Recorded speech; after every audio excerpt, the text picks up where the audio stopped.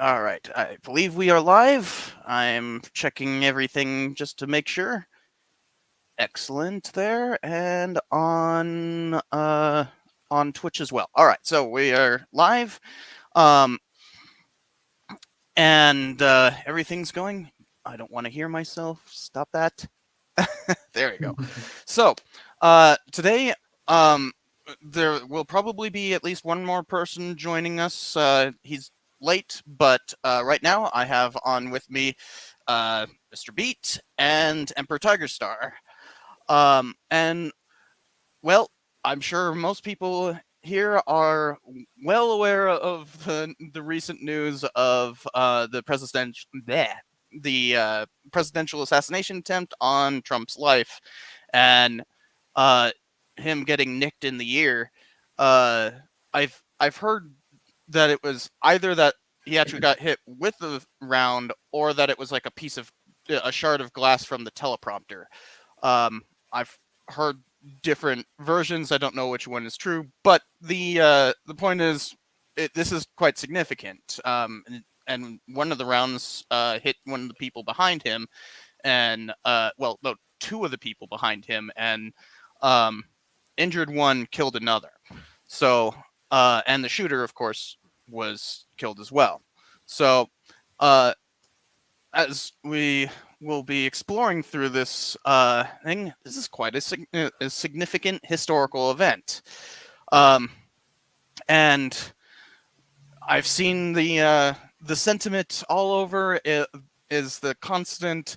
I wish I wasn't living through a significant historical event right now. So we're going to be discussing what that means and um, how these are unparalleled and paralleled, these events.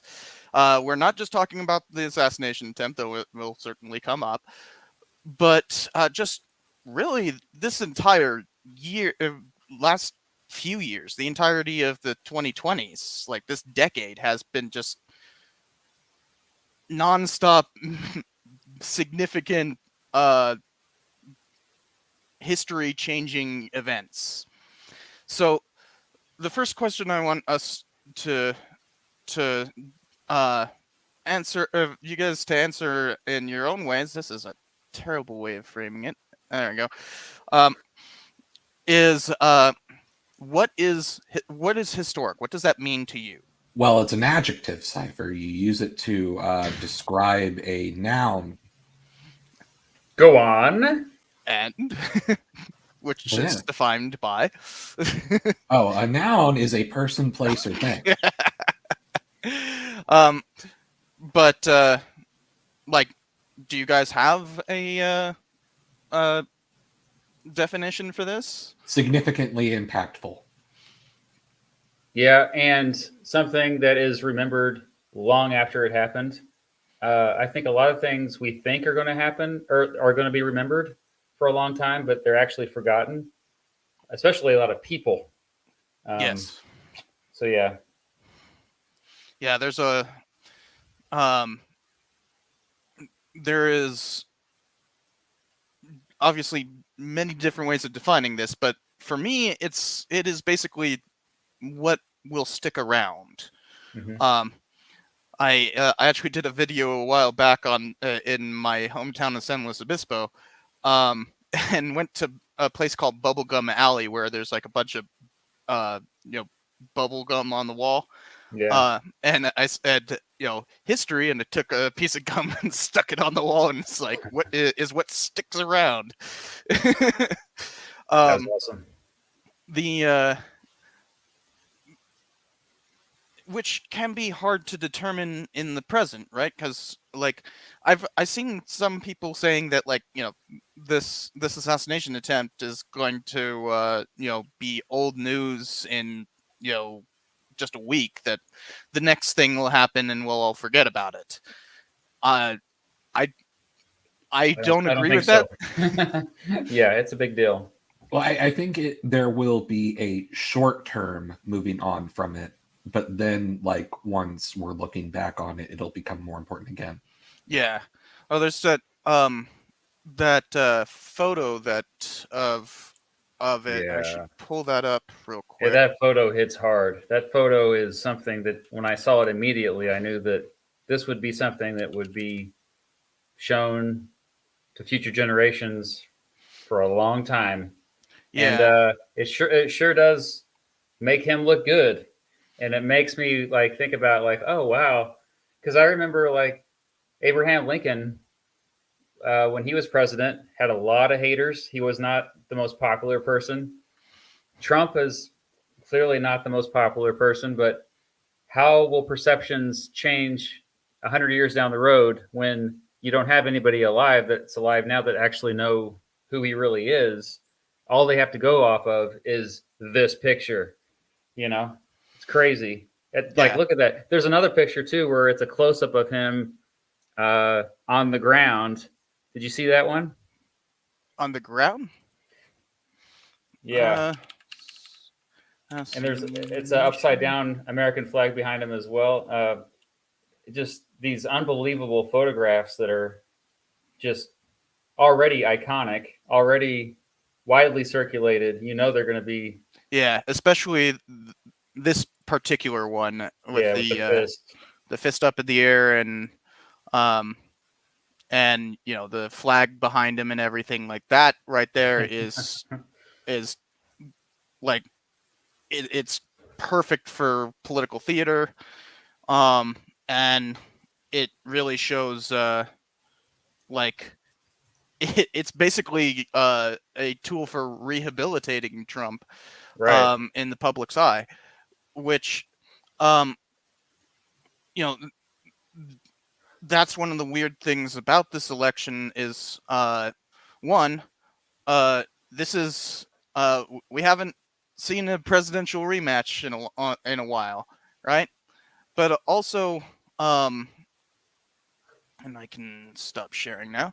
Um, but also Trump himself, he inspired an insurrection, and um, we haven't we've never had somebody run for the presidency after you know causing an insurrection. Except for the founding fathers. All right, Yeah, yeah, that's true. technically.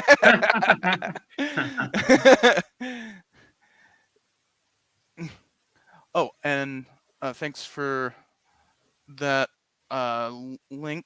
Hold on a Oh second. yeah, that I found the photo. That's the one I'm actually. It's not very high res. Sorry, but No worries. I can just. Whoops, that's the wrong tab. Hold on. um, there we go. But yeah, the pictures from this are amazing. But like this one in particular is going to have the ability to rehabilitate him yes, in the public's eye, um, and maybe not necessarily now, but like I think like 20 years down the road, 50 years down the road. Because I mean, now I feel like people are entrenched in two camps. It's like you hate them or love them. I yeah, don't think anybody is really budging much. It's like imagine somebody who hates Trump and then they see that photograph, like, oh, I guess I'm going to vote for him now. I mean, that just doesn't exist. I suppose. The I the what it will do is it's going to be used for campaign purposes. Yeah. Um, and while it feels like there are no undecided voters right now, um, it also feels like you know we've we have very different circumstances from the 2020 election, where we had um, you know a unprecedented pandemic happening. Everybody was huddled inside, while also there was a whole series of protests because of George Floyd and all that. and um, you know, Trump was constantly in the news for just making a fool of himself about the pandemic, and the George Floyd stuff. That's not the case this time around. Instead, the news is filled with concerns over Biden's competency. We all saw that debate and just despaired. And this is unprecedented. The last time I can think of that we had an actual rematch was with Harrison in Cleveland. Back Our in two presidents. Yeah, back in was that 1888? 1888, 92, No. I think. 1892. Yeah, 92, because that was the rematch.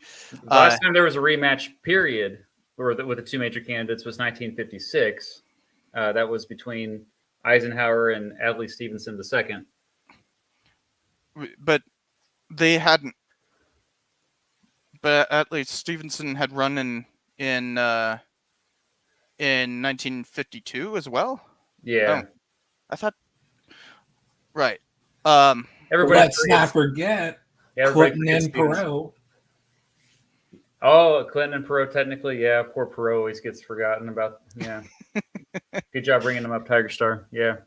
Yeah. So we have seen rematches in the past, but what makes this different? Well, I don't know. I think it's the fact that it's the two oldest candidates ever. Both of them are very old men and barely not in their prime. And beating their previous records in terms of being the oldest candidates in 2020, and also historically unpopular.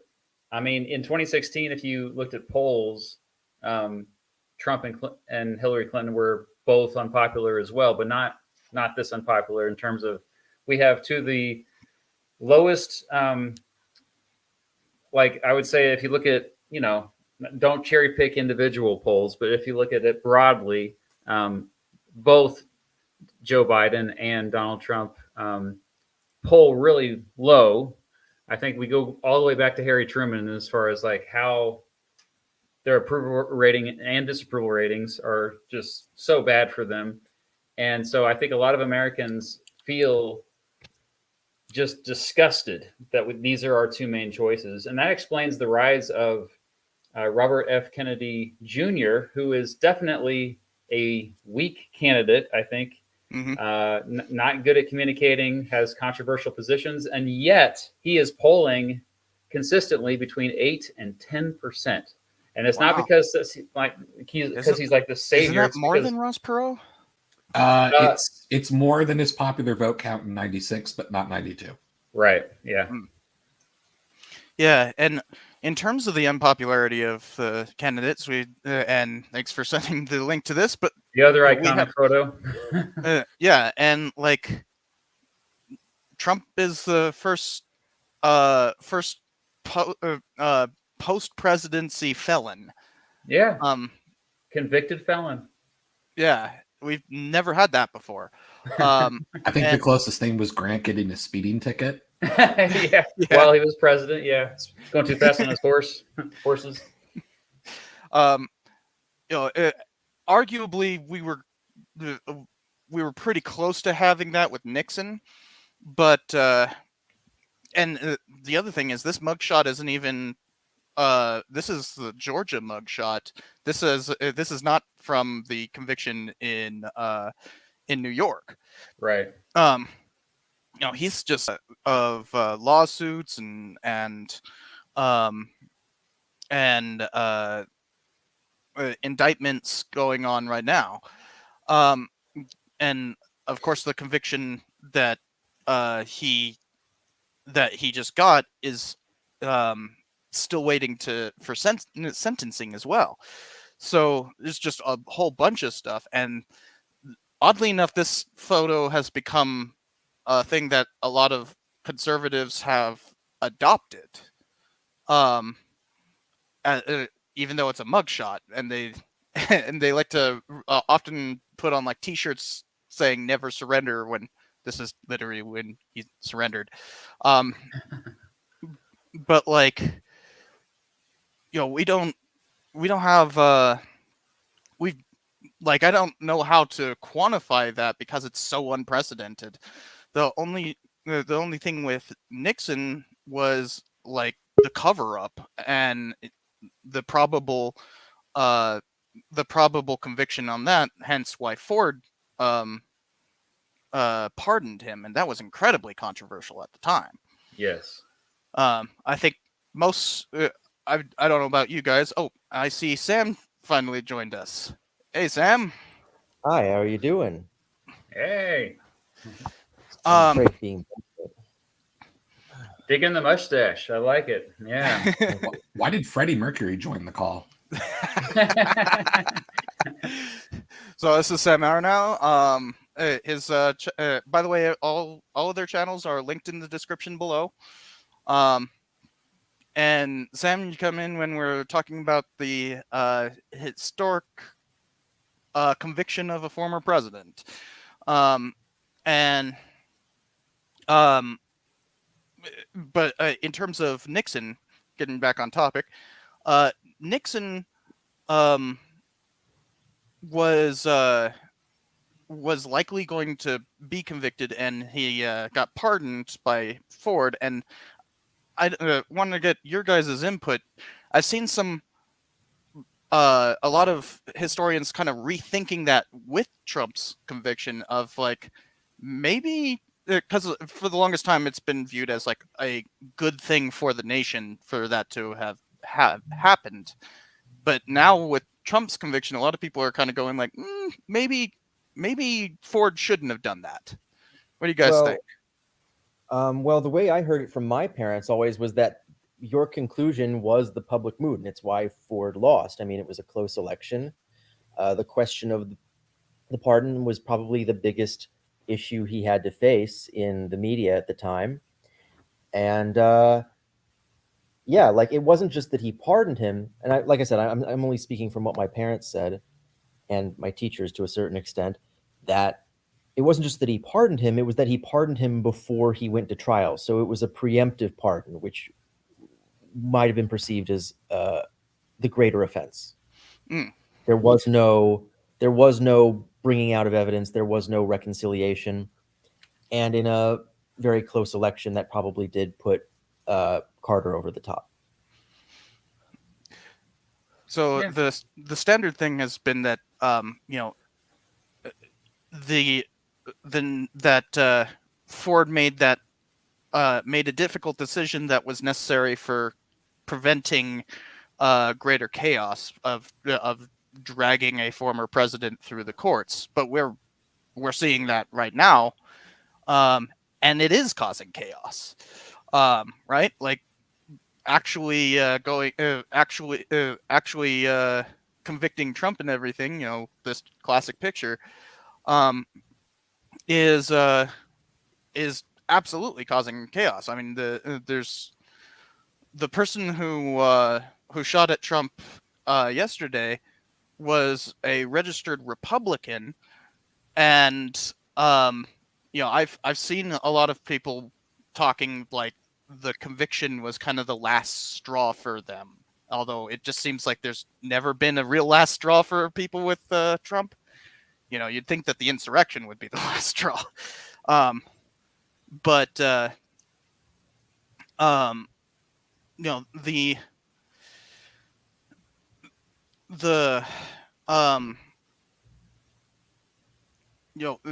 dragging Trump through all of this almost seems to vindicate Ford, doesn't it? To a I certain don't extent. get that. Somebody's We're in a hurricane. somebody's like blowing on their mic. But say that again. I would say to a certain extent you're right. I mean, that I go back and forth on the pardoning of Nixon. I will say that Nixon looks a lot better these days compared to what we're experiencing the last few years with Trump. I mean, I think Nixon's the perception of him is much better, even today between like 4 years ago, and I think it's mostly because of Trump.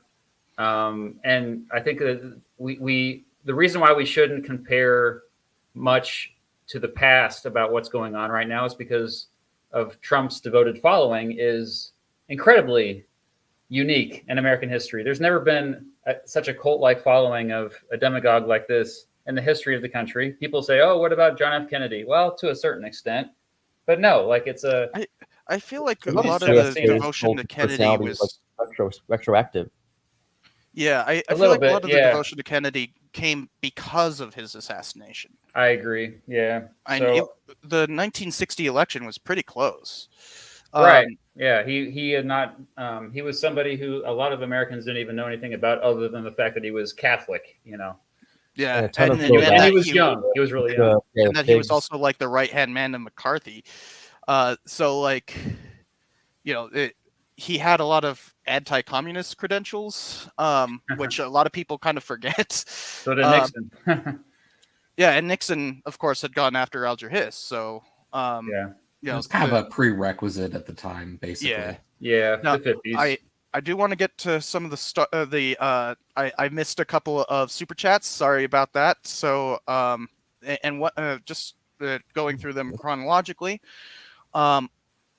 This is an excellent question for all this. Is did we wake up in Weimar times? Oh, I'm laughing. I'm crying. We are in a 20s of some kind. Yeah, It's- because it's this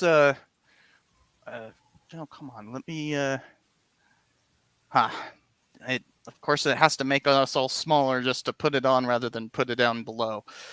All right, that's annoying. Oh no, that's not what I wanted. But the because of this devoted following of Trump's, this is quite a interesting question because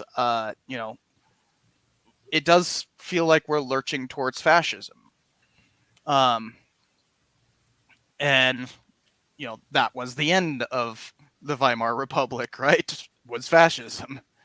And I remember way back in 2016, you remember the Context Yes. podcast? We Yeah. did an episode about this. Can we compare Trump to Hitler? And at the time, we just completely laughed at it. Like, no, they are in no way comparable. But now we have 8 years to kind of maybe change or shift our opinions a little bit. I went back I'm and looked at wary it. of I was I sorry. was I'm actually wary of arguing that. historical- Oh, sorry. Keep running into each other.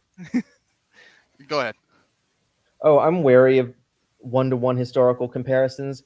I'm actually working on several videos right now that involve a man named Herbert Samuel, who kind of has invited with me a comparison to Robert McNamara, but I feel like that's a little bit more niche, and it's hard to make statements about people who were more important than that. Herbert Samuel, the first Viscount of Samuel. That's right. That is pretty niche. Yeah, he was a British Liberal politician. I should probably share You'll this. understand in about a month. Was a British Liberal politician who was party leader from 31 to 35. And Anyway. I do take issue. I still don't think of Trump being anywhere close to comparable to Hitler. Yeah. But I went back and looked. I was arguing at that time that there were some Mussolini comparisons to make. Everybody wants to jump to Hitler when you're talking about fascism, but there's a whole lot of other fascists. Yeah. Right. And Trump has now been arguing that he wants to be like dictator for a day, and that he wants to do retributive prosecutions and that. I mean, he literally got elected with the chant "lock her up," and yet, Biden's basically pulled a Uno reverse card and said, "No, lock you up," and that lurch towards fascism is why everybody's so deeply concerned about Biden's capability of running, which brings us. I'm trying to transition to the next one, which brings us to the next question: is what makes concerns over Biden's competency so different from previous instances? Well, now you want to mention the Supreme Court decision? Should we tie that into it? Sure. Yeah, especially when we're talking about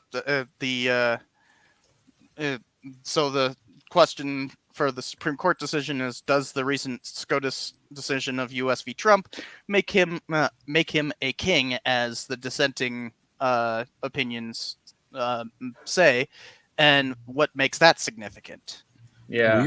Weirdly, I would argue that both of the recent SCOTUS rulings kind of make him like a modern king in the sense, because he's simultaneously now above the law, which was always in question, granted, but it seems to confirm that he is above the law, while simultaneously his administrative staff and the cabinet can't seem to regulate anything anymore. So now all he can do is give royal assent to laws, just like a monarch. This is I where mean, that is kind of what. Oh, I'm sorry. This is where I nitpick and say that I think that's a little unfair to the British monarchy, because even by 1776, it was just a figurehead position, and the only reason that all this rhetoric about the king came up so much at the time was because we had to avoid alienating Parliament, because we would eventually have to negotiate with them. True. I think we should probably go back and explain to the viewers because there was a lot of confusion about what this case actually said. So, Trump v. United States, it was announced a couple of weeks ago, the very last decision announced, because they, I think, knew it was going to be pretty controversial.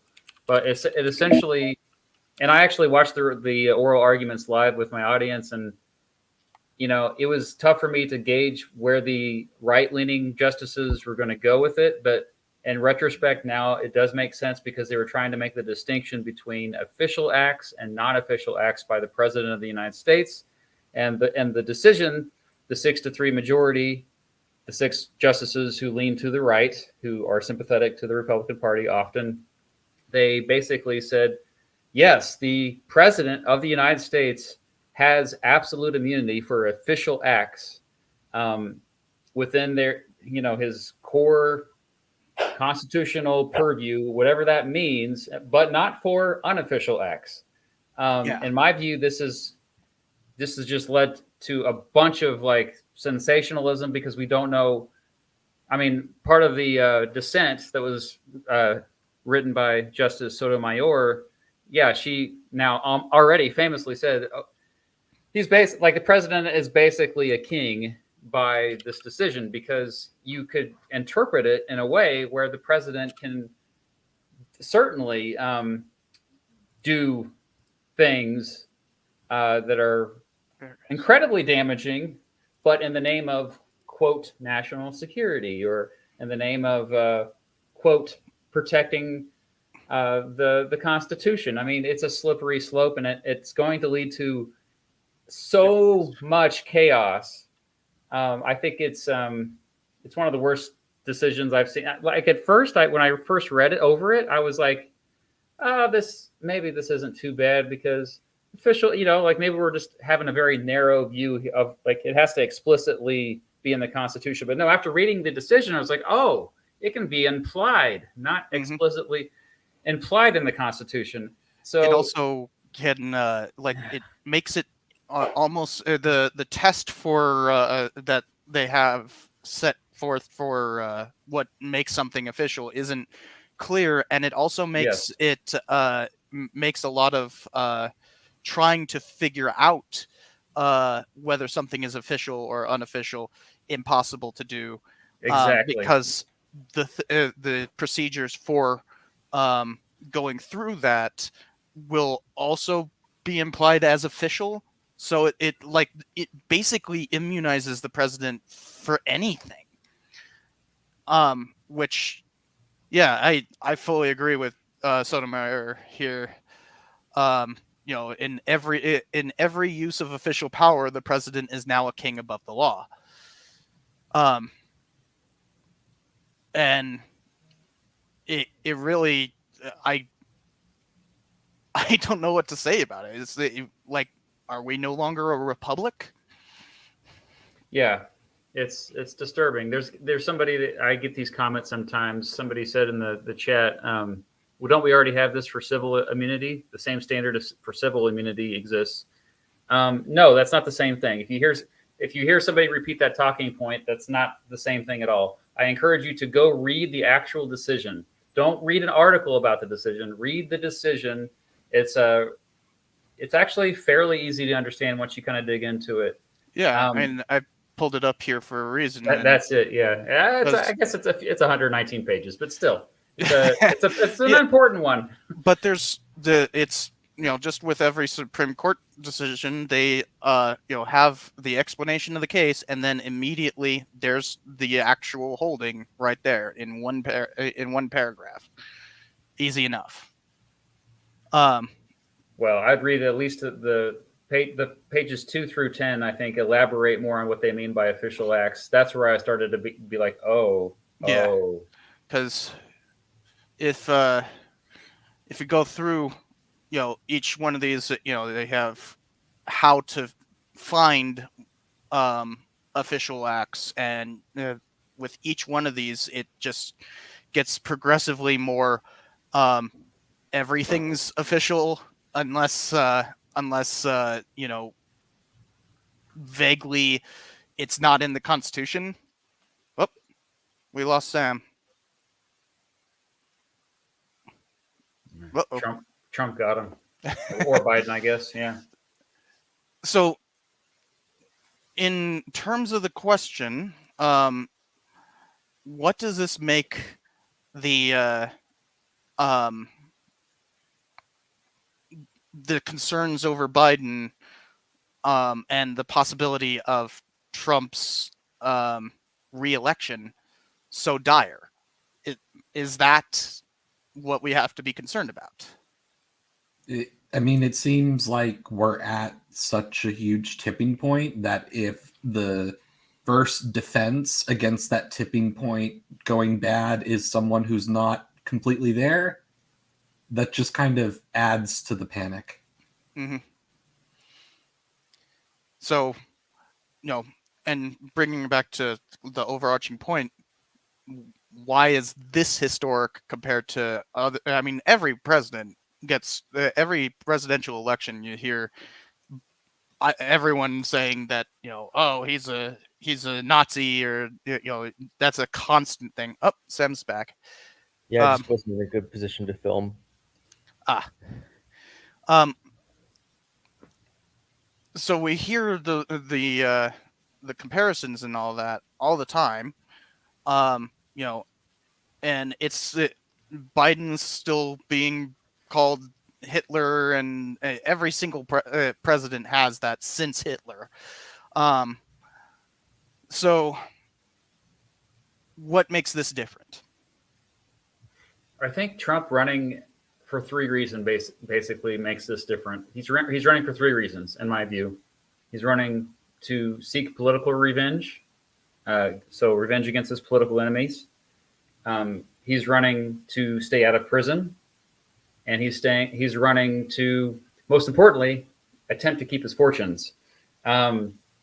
Because I think most of us realize that he seems to be more about his own personal gain versus the good of the people. If he does something or says something that is for the good of the majority, it ultimately is kind of thinly veiled. Actually, he said that, or he did that to help him.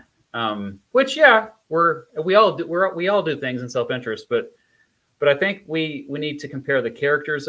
People kind of make fun of me sometimes when I say, "Oh, you really should pay attention to the character of these politicians. Like, are they just like legit a good person? Like, even if you disagree with them on issues, do they have a good moral code? Like, are they somebody that you would actually be friends with?"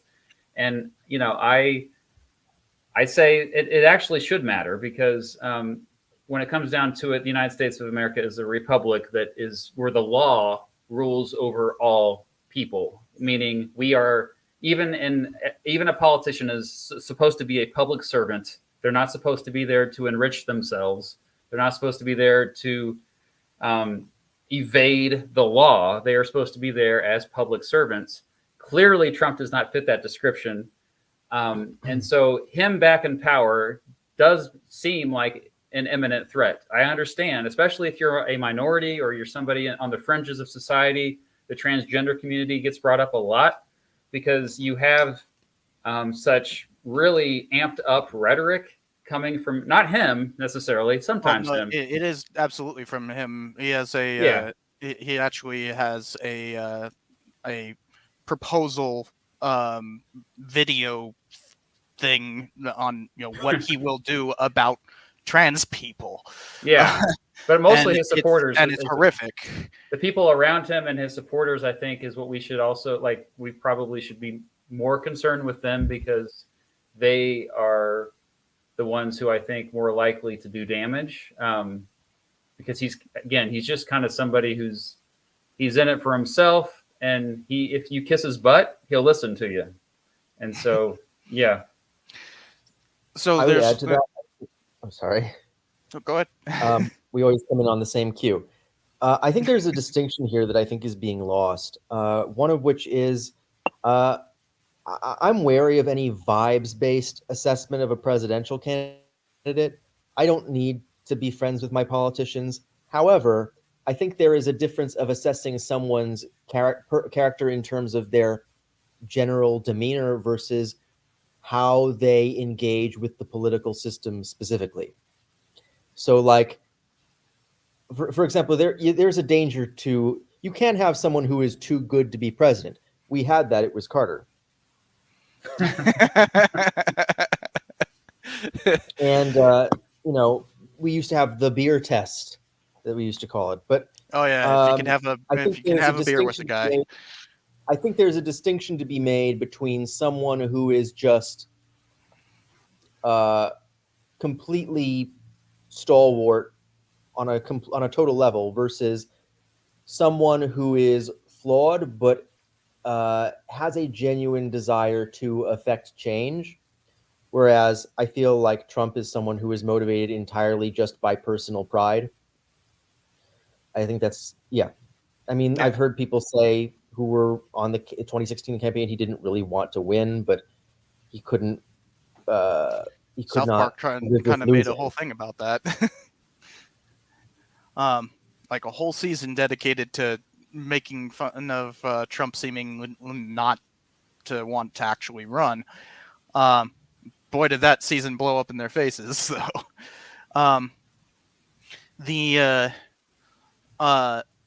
So I want to get at some of these super chats because boy, there's a whole bunch that have come in, and we've only hit one of them.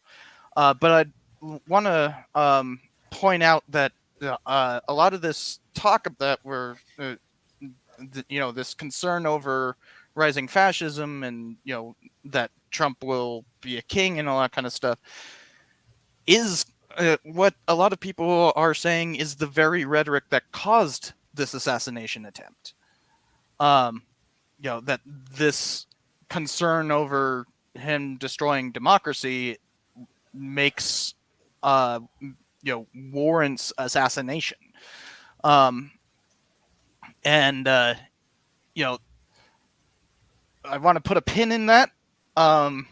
Just think about what that means in terms of living through historical events and these comparisons, like if he's Hitler, then wouldn't it be good to assassinate him kind of thing.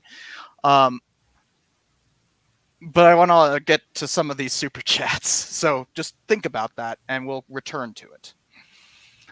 So first, Still Alive, who actually has another one later on. Oh, Stefan Milo. Oh, hey, Stefan, if you wanna join live, you're perfectly welcome to come on. Um, if just DM me on Twitter, or somewhere. I'll send you a join link. But So Still Alive says, I know Mr. Beat's opinion on this, but what do the others here think of historian Alan I don't know who that is. Alan Lichtman. I wonder what his thoughts are on this and if it changes any of his keys. I don't know who You, that is. you may explain it. B minor. Tigerstar, you know about him, right? I've heard the name, but I haven't read any of his stuff.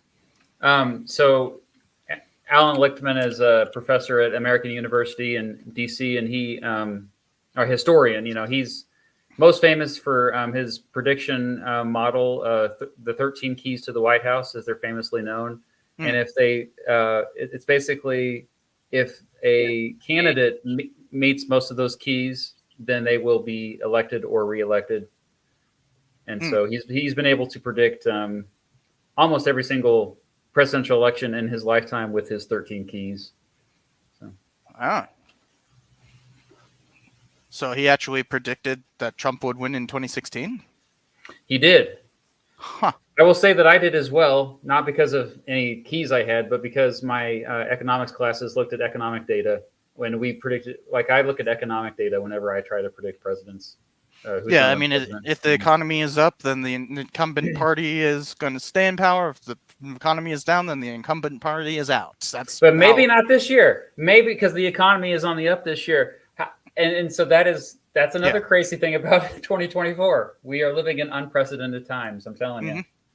Yeah, I mean, I used to think that I grew up in Nevada, and that was a swing state for a long time, and it typically went with where whichever president got elected, Nevada went that way. Except in 2016 was like the first time in my lifetime that didn't happen. It was kind of like I was completely surprised by 2016. 2020, it was pretty obvious what was going to happen. Now it's like it feels like the Republicans are more likely to win. And I don't know what to think about that, but Do you think it has anything to do with things that were going on in Nevada? Because when I was born, California was a swing state. And the reason that changed was mostly because of things that happened in California politics. Yeah, especially with the what was that? Proposition 287. Is that the one about illegal immigrants? Yeah. Yeah. That one. There's a couple of things. There was also the Cold War ending and stuff like that. Yeah. But, that proposition was such a sea change in California politics. And ever since then it's been a blue state. The only Republican to get elected since then was the governor, and he was in a runoff election, not a runoff election, but a recall election. So it was kind of a fluke. So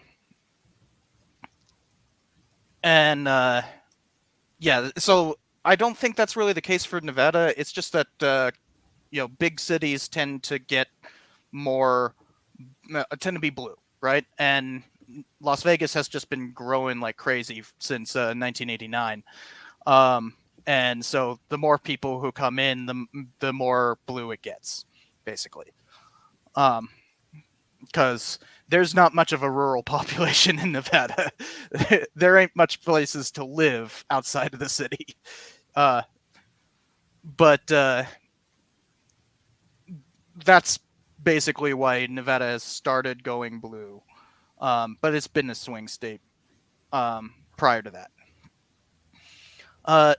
So next on the because there's a whole bunch. Wow, there's a lot of these. I'm gonna have to try to get through these really quick. So, would you call Trump more of a Bonapartist? He doesn't have a specific ideology like fascists usually do. I mean, he does have an Oh. ego, and he is trying to rewrite the legal system. So I suppose there's that comparison, but I'm still going to say no. Yeah, no. Right, but Napoleon was a lot more of a consensus builder. He liked doing things that people liked, and sort of was interested in sort of following through on certain what's going on here. Let's Apparently, it's let's see Bastille what's Day, going by the on way. there and see if So, we can do something about it. Whereas it seems like Trump just outsources all of his policy to advisors who do have a very coherent agenda that is mostly things that are unpopular. yeah, Right. and That's notable. I think the use of the word Bonapartist is kind of significant in this question because, that's different from Napoleon himself. Bonapartists are more referring to people who want to bring back the empire. So more. What was Marx's quote? Once by tragedy, twice by farce, or something like that. Somebody you said know- Napoleon II is who you should be comparing it to, not Napoleon I. The second. That's, he was just a king of like Italy for like until he died of what I don't know some what lung that's disease I think it was, but no, it probably meant Napoleon the Third. about. Oh, Napoleon III. Okay, yeah, they corrected themselves. Yeah. um, And Trump doesn't that's- have the facial hair for it. He can't pull it off. True. Man, imagine if we actually had freaking presidents with facial hair again. And Stephen Scott points out that apparently it is Bastille Day today. So wait. So thanks for those super chats, by the way, guys. I'm trying to get through them, but I don't think Bonapartists are really. That's more about dynasty rather than any specific political thing. And it's also very dead. So next question, science major here with a love of history. Do you guys foresee any potential abuses with AI peak post election? Oh, it's already happening right now. Yeah. Like they're already making like AI photos of like the shooter. They're already like touching up videos of guys who look similar to the shooter. Like, oh, he was in this ad from either this company or this like political ad or something like that. And it's already happening. Yeah. And people have always done like Photoshop-y things for like jokes. Mhm. And now it's just gonna become like much more prominent. Yeah, I remember I was putting together another myths episode, and I found one of the myths that I'm going to touch on is that that famous photo of Teddy Roosevelt riding a moose. Photoshop. Yeah. That's photoshopped, and in fact, Before Photoshop. I don't it's think I've actually ever really seen that. obvious if you look at it, because Yeah. you could see he's holding on to reins that don't exist. Yeah. But what's interesting about that Photoshop is that it's lost its political context when it was part of a newspaper joke that had all of the other presidents running, Taft and Wilson, who were on their own, photoshopped onto their own animals. Taft on top of an elephant and Wilson on top of a donkey. And it was making fun of the party's the figurehead animals rather than trying to make them look more majestic or anything. It was a joke about the figurehead animals.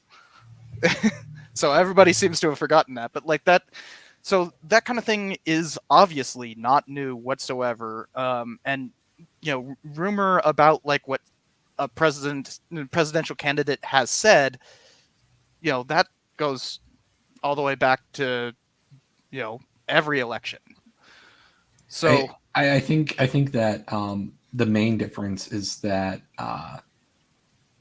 skepticism is not as innate as it would have been like in that sort of time. Like you think about photos in like the early 1900s, it was a physical thing that you would pick up and examine in front of you while you're pondering what the photo is, because that was just the standard way you absorbed information at the time. And now you're just quickly scrolling through feeds of words, photos, and kind of like a more of a lightning pace, get your instant reaction sort of thing. Like people aren't going to inherently see like a photoshopped photo now and go, oh, how fascinating. Let me stare at this for like 60 minutes. Most people just, have their instant reaction and move on. But whatever the photo was trying to do will be like imprinted on them. And that's just going to help the misinformation spread quicker. People, at least at the moment, don't seem to be wired to be skeptical first and investigate. And that's where the problem is going to happen, because people are going to act off of those instant reactions rather than like spend time with them and like more gather their thoughts and stuff like that. I respectfully disagree with that. I think that people are just as skeptical today as we were 100 years ago. I think the difference today is that we're so deep into our echo chambers that we're not skeptical of what we want to believe or what our team tells us, our teammates tell us. We're skeptical of anything that causes cognitive dissonance, or somebody that's not on our team tells us. And so I think even if it is like for example, yesterday after Trump was shot at, we saw immediately people say, oh, people that were against Trump say it was staged. It looks fake. There's no evidence that it was staged. There's no evidence that like this was all some grand. Well, he was speaking on a stage. He was on a stage, but I'm just saying, like, there's a lot of people that they're skeptical when they want to be. And I think it's the same thing probably back then, like. I agree with what you're saying. I think someone in the chat put it best. They said that like nowadays we're only skeptical about things that we disbelieve. Right. Mm-hmm. Yeah, I was more thinking about like like being skeptical with everything rather than just like some of the things, because you kind of had to like absorb information by like scanning it up close and thinking about it rather than being expected to have an instant reaction. But the thing is, like, our brains can't handle that much new information at once, and so like exactly we have to like. A lot of people they're just gonna eat like. Even hundreds of or thousands of years ago, they're quick to believe something because they just don't have the time to worry about it. So they're just going to go ahead and like somebody that's in their tribe, what they tell them. Okay, fine. I believe you. I believe that's the way it is. I'm not going to question it. I'm not going to think critically. I got to go feed my family now. Bye-bye. I don't think that's changed at all. But the scale of like how that type of reaction can impact things going on and the speed of that impact is different though.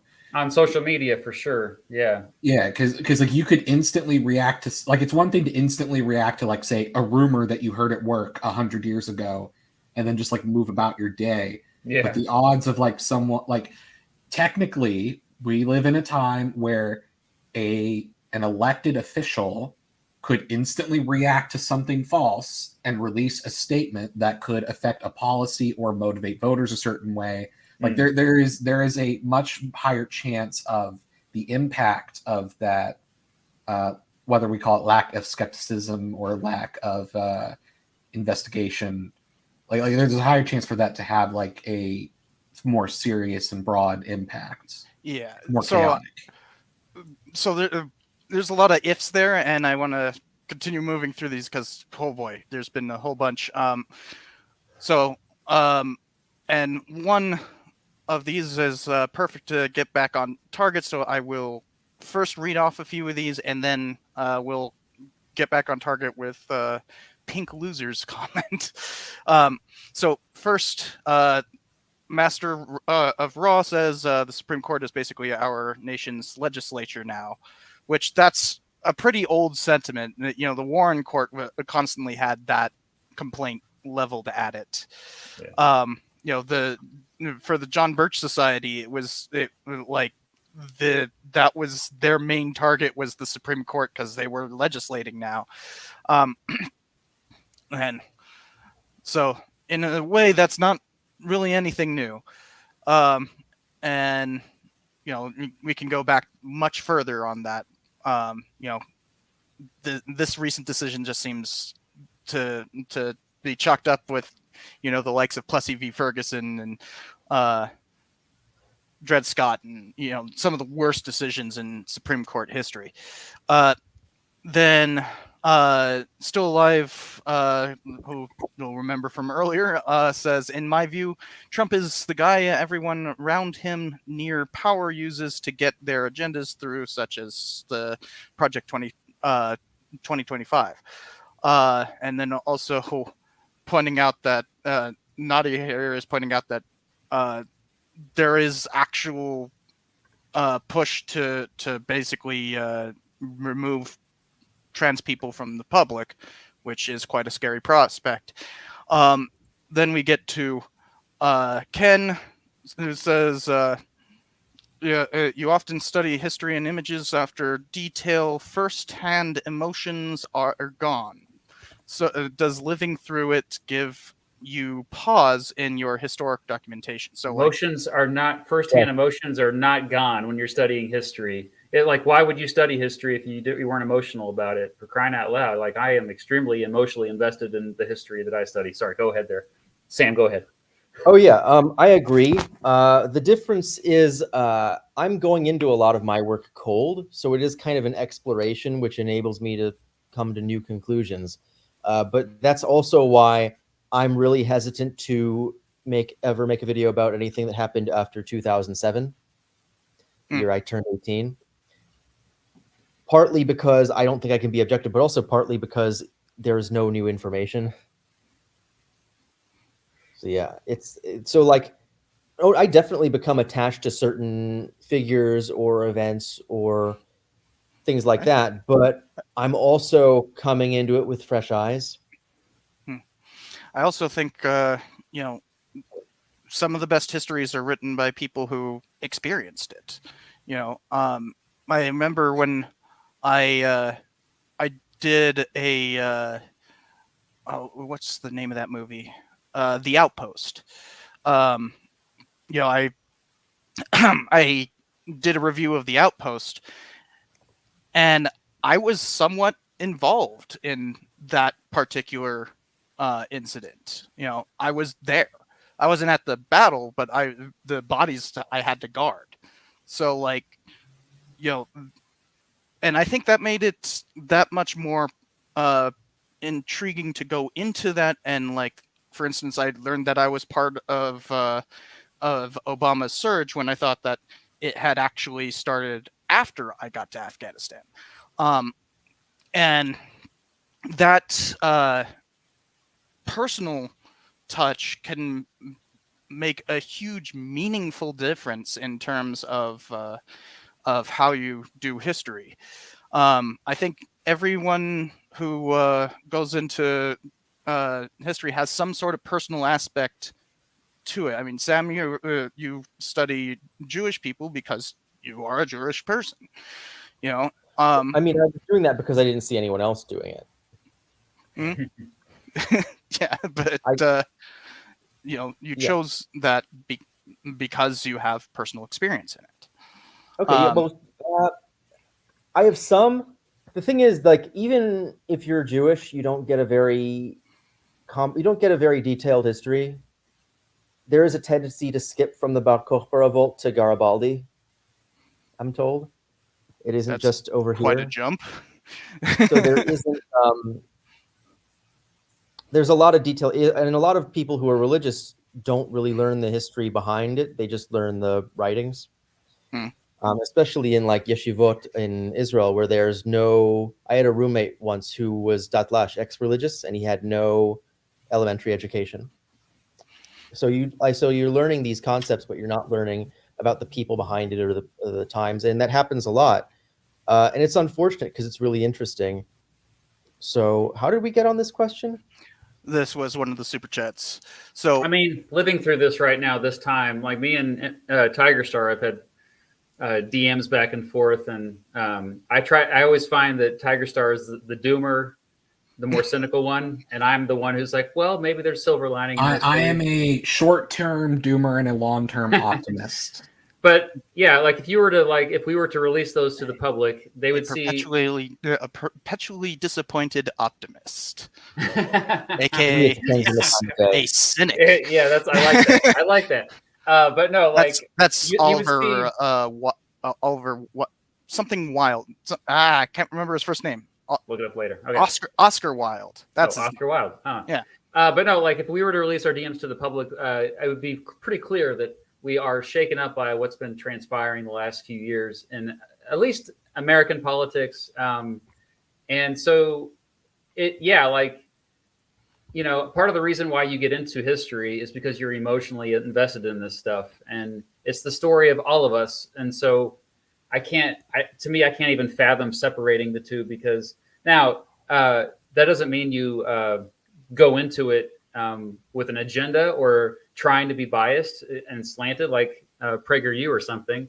You go in earnest with curiosity, trying to figure out, well, why are things the way they are, so that in the future we don't have the same problems and we can have improvements. You don't suppress the emotions; you understand them. Well put. Plus, if we didn't have emotions in history, it's like, well, then why do we have narratives, and why do we have, quote, good guys and bad guys? Like the amount of times that historical figures have been used as like good guys and bad guys, everyone has emotions when they look through past history. I mean, my background is in television writing, so I kind of default to that kind of storytelling. It helps with your videos. You do a good job with the narrative aspect of it. I chose to study American violence because I'm a veteran, and I like to learn about where I live. So I thought you were going to say those two things. Because I'm a violent guy. Yeah, I always love it when I'm in like an interview, and and the standard questions is why did you choose American violence, and it's like participation. I watch cartoons on TV. It's just like, oh, okay. So. To get us back on track, so Pink Loser here has an interesting question. So I during all the stuff yesterday about the assassination attempt, somebody made a joke about how leftists have long been talking about this whole idea of stochastic terror. Stochastic. That word. Stochastic terrorism, yeah. That's all, folks. But like stochastic terrorism. Stochastic terrorism is this idea that the rhetoric that promotes random acts of violence. So remember, I wanted to put a pin in that. Oh, it's coming back. So there's this idea that that all of this talk about Trump being a fascist and a dictator, and by the way, Hartman asked twice, is Trump really fascism? Like, does that really work as a term in this discussion? But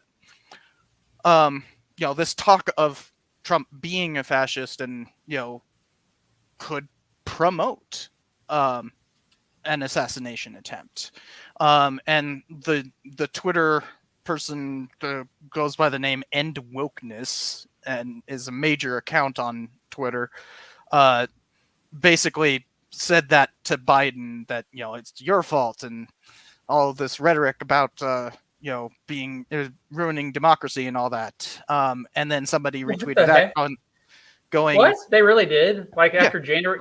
January 6th, they were saying the opposite. And Marjorie Taylor Greene also made a similar tweet, like basically yelling at Biden, like, "Oh, you did this," and like all that stuff. And then somebody retweeted and wokeness with by saying like, oh, you finally understand stochastic terrorism now, and I Yeah. retweeted that like, this is why I don't use this term. This is Ah, why I refuse to, and yeah. this is what Pink Loser wants me to expand on, is the idea that that that is a bad understanding of how violence works. That because it presupposes the intent of that speech, that like calling Moment. Trump fascist somehow makes like it uh makes you want an assassination, and that it also presupposes that um somehow that speech can completely inform the entirety of the environment rather than the sentiment behind it. um it's largely used as a way to attack people for violent rhetoric, and then saying that you're encouraging terrorism. um Well, it's an accusation that's levied a lot, but I still think it's a thing that can happen. I mean, I think that like the most basic example is like mafia speak of like someone like, oh, it'd be a shame if something would happen.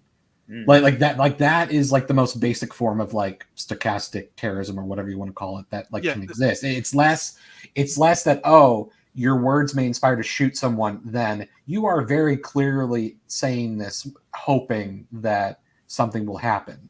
And so yes, it's very hard to prescribe because it's intense, but see, that's not nevertheless, how like it's it's normally still a thing. used, though. It's normally used as like, oh well, when you say that people can't be trans, then that just encourages anti-trans violence. And it's like, no, that's not at all how this works. Well, in that case, that is example is usually in reference to several accounts where they are kind of like using that mafia speak, where it's like, here is a trans student doing something that I find weird at their high school. Why isn't anyone doing anything about this? Like, they're still using that like mafia-esque like wording. That's what makes it stochastic. Yeah, if And they like, are doing that, yeah, and that's usually the primary thing that yeah. I'm seeing that levied against. But people use words all the time, like fascist, communist, McCarthyist, Mhm. whatever. So, like, just because people are using the term wrong doesn't mean that I think that it's a bad term. It just means that people are still people. So, Yeah, and realize stochastic just means random. Like it literally just means random. um, but inherently caused. So I also in that tweet pointed out I avoid a term that a lot of historians like, but I distinctly dislike, is the term culture of violence. Um, that there now, don't get me wrong, it kind of works sometimes when you're talking about like uh, you know, I studied, the Southwest during the frontier period, right? 1848 to 1919. And you could definitely say that there was a culture of violence during that period, but that's not because of the rhetoric being used, or the everyday conversations people were having. It was because everybody was armed to the teeth in order to fight Indians. It's a bit of a different thing. Um, and like at base, for all the violence that I study, there's always Indian wars at the bottom at the start of it. Um, and as you build up the layers of causation, um, just that kind of gets buried, but it's always there. And that's a completely different thing when we're talking about like a culture of violence, rather than just like vaguely violent rhetoric from a politician. Hmm. Um, and that's why I completely avoid that kind of thing. But it does speak to this larger atmosphere surrounding this election. Is that there is this growing dread. And in particular, something that we haven't hit on yet is that, and thanks for pointing that out, Matt, is that what if Biden drops out? So this also is from Stefan, who, by the way, great YouTube channel, does a bunch of stuff on anthropology, if you guys don't know him. And he asks, if race remains Trump versus Biden, big if, who do you think will win? Also, shout out England football team. I've actually seen a bunch of Are stuff. we on a time delay? Because I'm pretty sure I just saw England lose before I got on here. Oh no. I don't pay attention. Yeah, to I soccer, saw so. Twitter freaking out about some Don't soccer have match don't they have were in. So. Yamalmania. Oh wow. Sorry, Stefan. I'm so sorry. Anyway, I think if it stands as Biden versus Trump, all the data seems to indicate that it would be a very close race, no doubt. Especially because it's coming down to basically just a handful of swing states. I really do think that Trump has the advantage, and it's mostly like people forget that a lot of the vast majority of people are not into politics. Like they don't really pay that closely attention to the vast majority of it, and so and a lot of people vote on sometimes just aesthetics, like how it looks superficially. You have to be good at talking to be a politician, an effective politician, and Biden has not proven to be good at talking and having cognitive abilities, and so that's simple. And actually, we had a question earlier, somebody in the chat, like, is it even possible for the Democratic Party to nominate somebody else this late? And yes, it is. Actually, the convention has not happened yet. It happens next month, and so they could just decide at the convention, the delegates could all get together and say, hey, we're going to go with a different candidate who we think has a better chance of beating Trump. Ohio tried to keep Biden off the ballot because the convention was too late, according to them. So who's to say? Yeah, no, I mean, it's like, okay, the other thing, like, what if Biden were to die in October or something? Well, that means that Kamala Harris would be the one who would just automatically be on the ballots that you'd be voting for. That's the reason why you have a running mate. First and foremost, like the vice president's main job is just to be there if the president dies.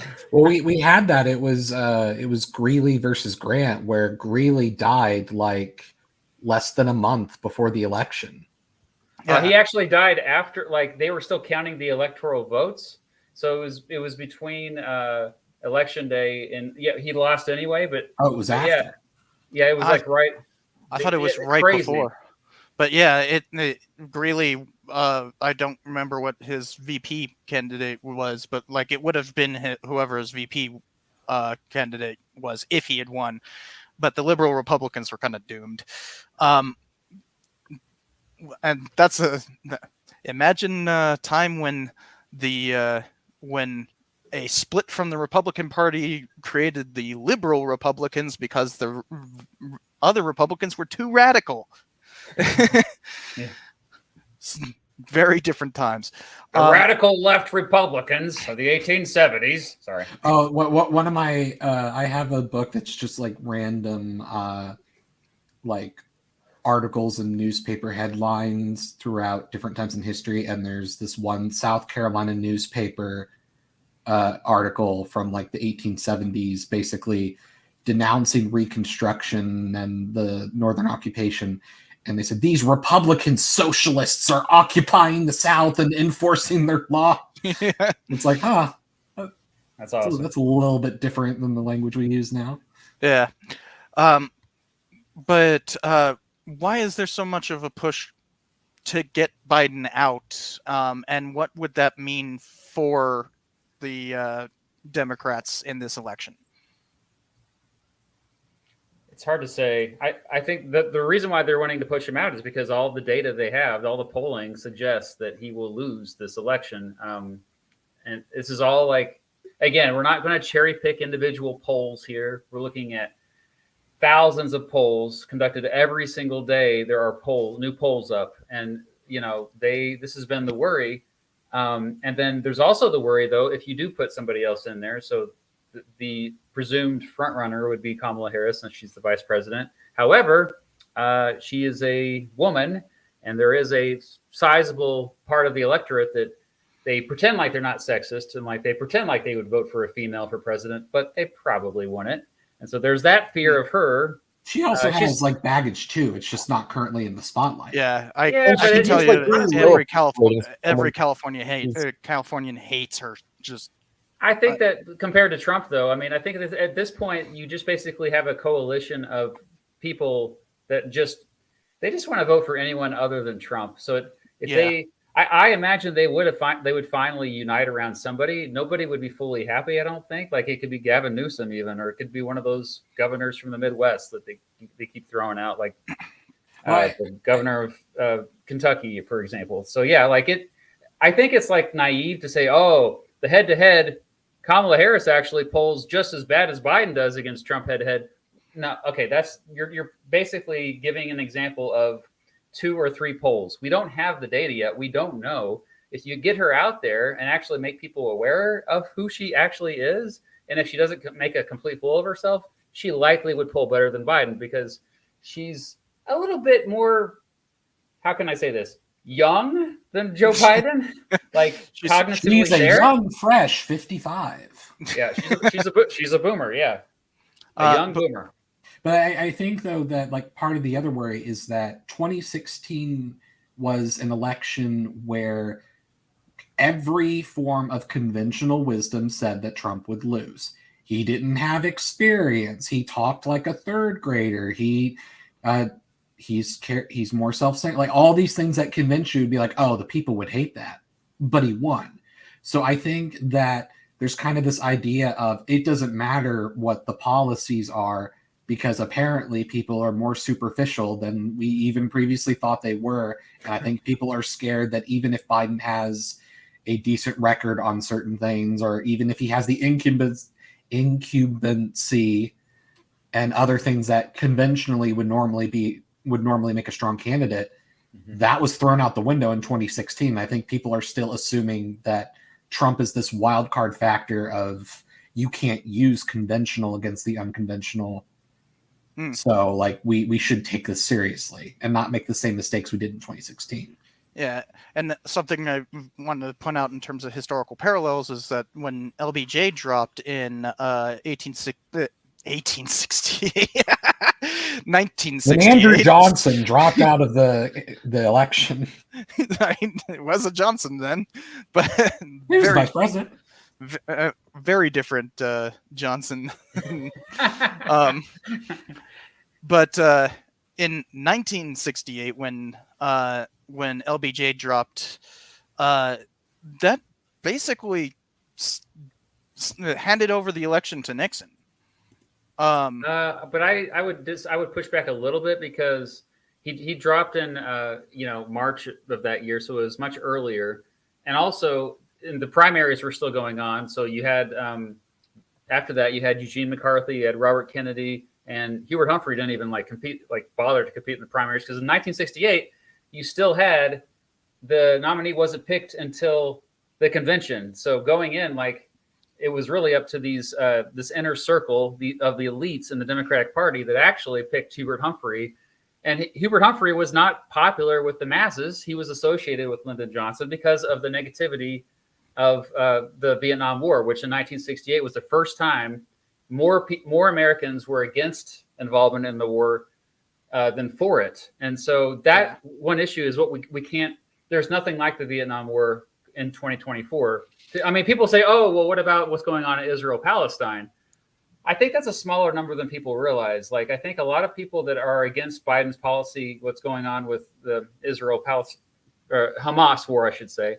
I think that is, you have a lot of people who, yes, they disagree with how President Biden has just blindly supported Israel. But at the same time, a lot of those people would still suck it up and vote for Biden over Trump because they realize that Trump would be worse on that issue. So I think you can't really compare the two that well. I don't know. I've seen people support Trump on that issue. You have? It is Unbelievable. I've seen the argument under Trump we had no inflation and no wars.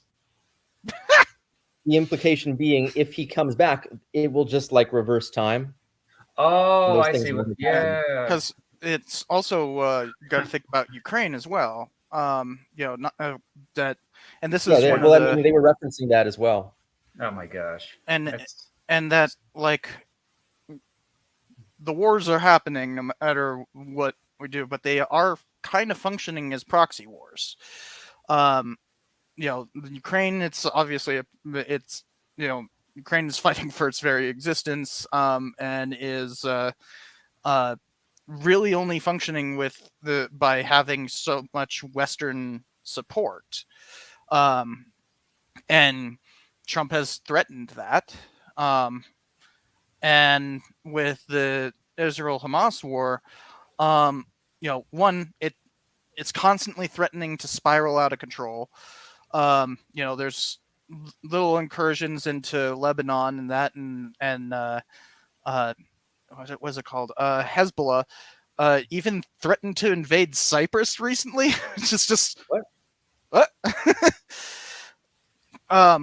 Yeah. Venezuela with Guyana. Would say that again?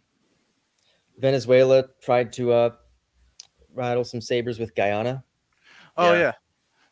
That's not connected to the Israel-Hamas war though? No, but No. it seems like it's sort of building on the growing instability elsewhere. They all blame it on Biden, like all the growing instability around the world, basically, is what you're saying. That if Trump's just reelected, then all of a sudden this instability around the world is just going to poof, magically disappear. Like Yemen apparently just didn't happen under Trump at all. That's the other thing is so many people think that like the war on terrorism just stopped during the Trump administration when he actually escalated drone warfare during his 4 years in office. Yeah, he just classified more of it. Didn't he actually employ more drone strikes in his 4 years than Obama did in his 8? Some speculate, yes. We don't actually know all the information because it was all classified. I've heard Biden's drone use was at an all-time low. Yeah. Yes, Joe Biden has dramatically decreased the number of drone attacks around the world. You don't hear anybody bringing that up, though, for some reason. Yeah, and what's also weird is, I remember during the debate, Biden said that there were no U.S. soldiers killed during his presidency, which is just so patently false. But I don't know what it is in terms of like the number of U.S. soldiers who have died under Biden versus died under Trump. I don't know the numbers on that, but I actually wouldn't be surprised if there's been more under Biden who died. Because there's just been an escalation in terms of warfare around the world. We've had plus there was the whole pullout of Afghanistan that went so terribly awry,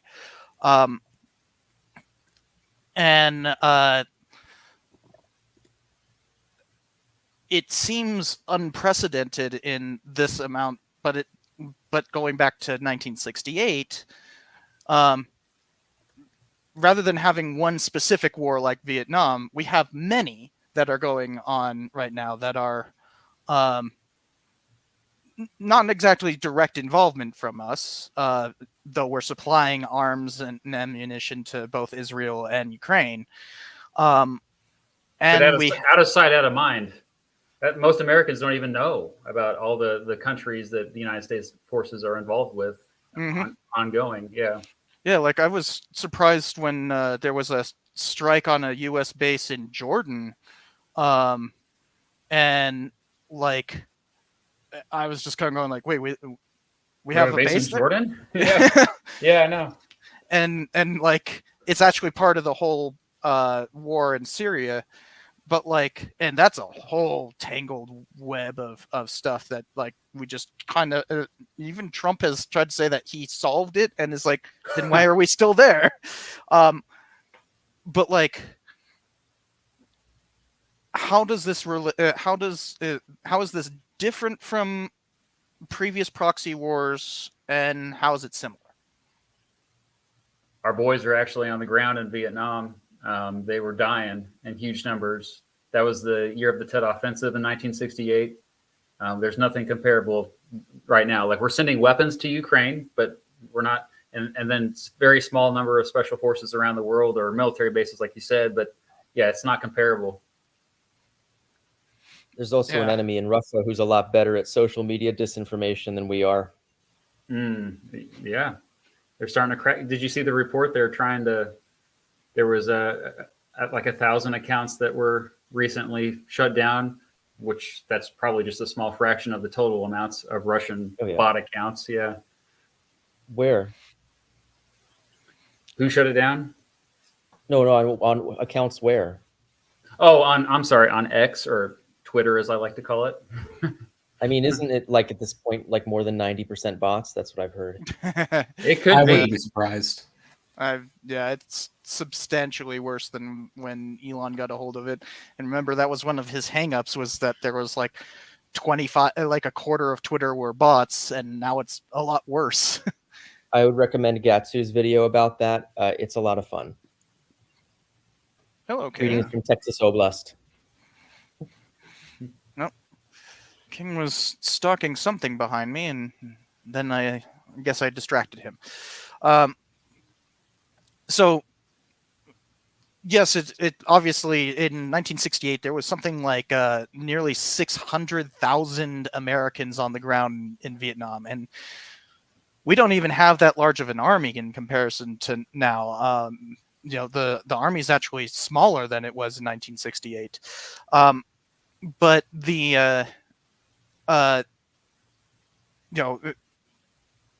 besides that particular fact, which is hard to get past, I understand, but there were plenty of other small wars that were going on in previous elections that are kind of similar. Think about all the different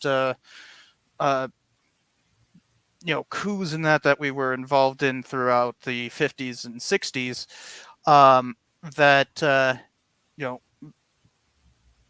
were similar to what is going on now in terms of like how much support should we give to Guatemala or Persia or Iran,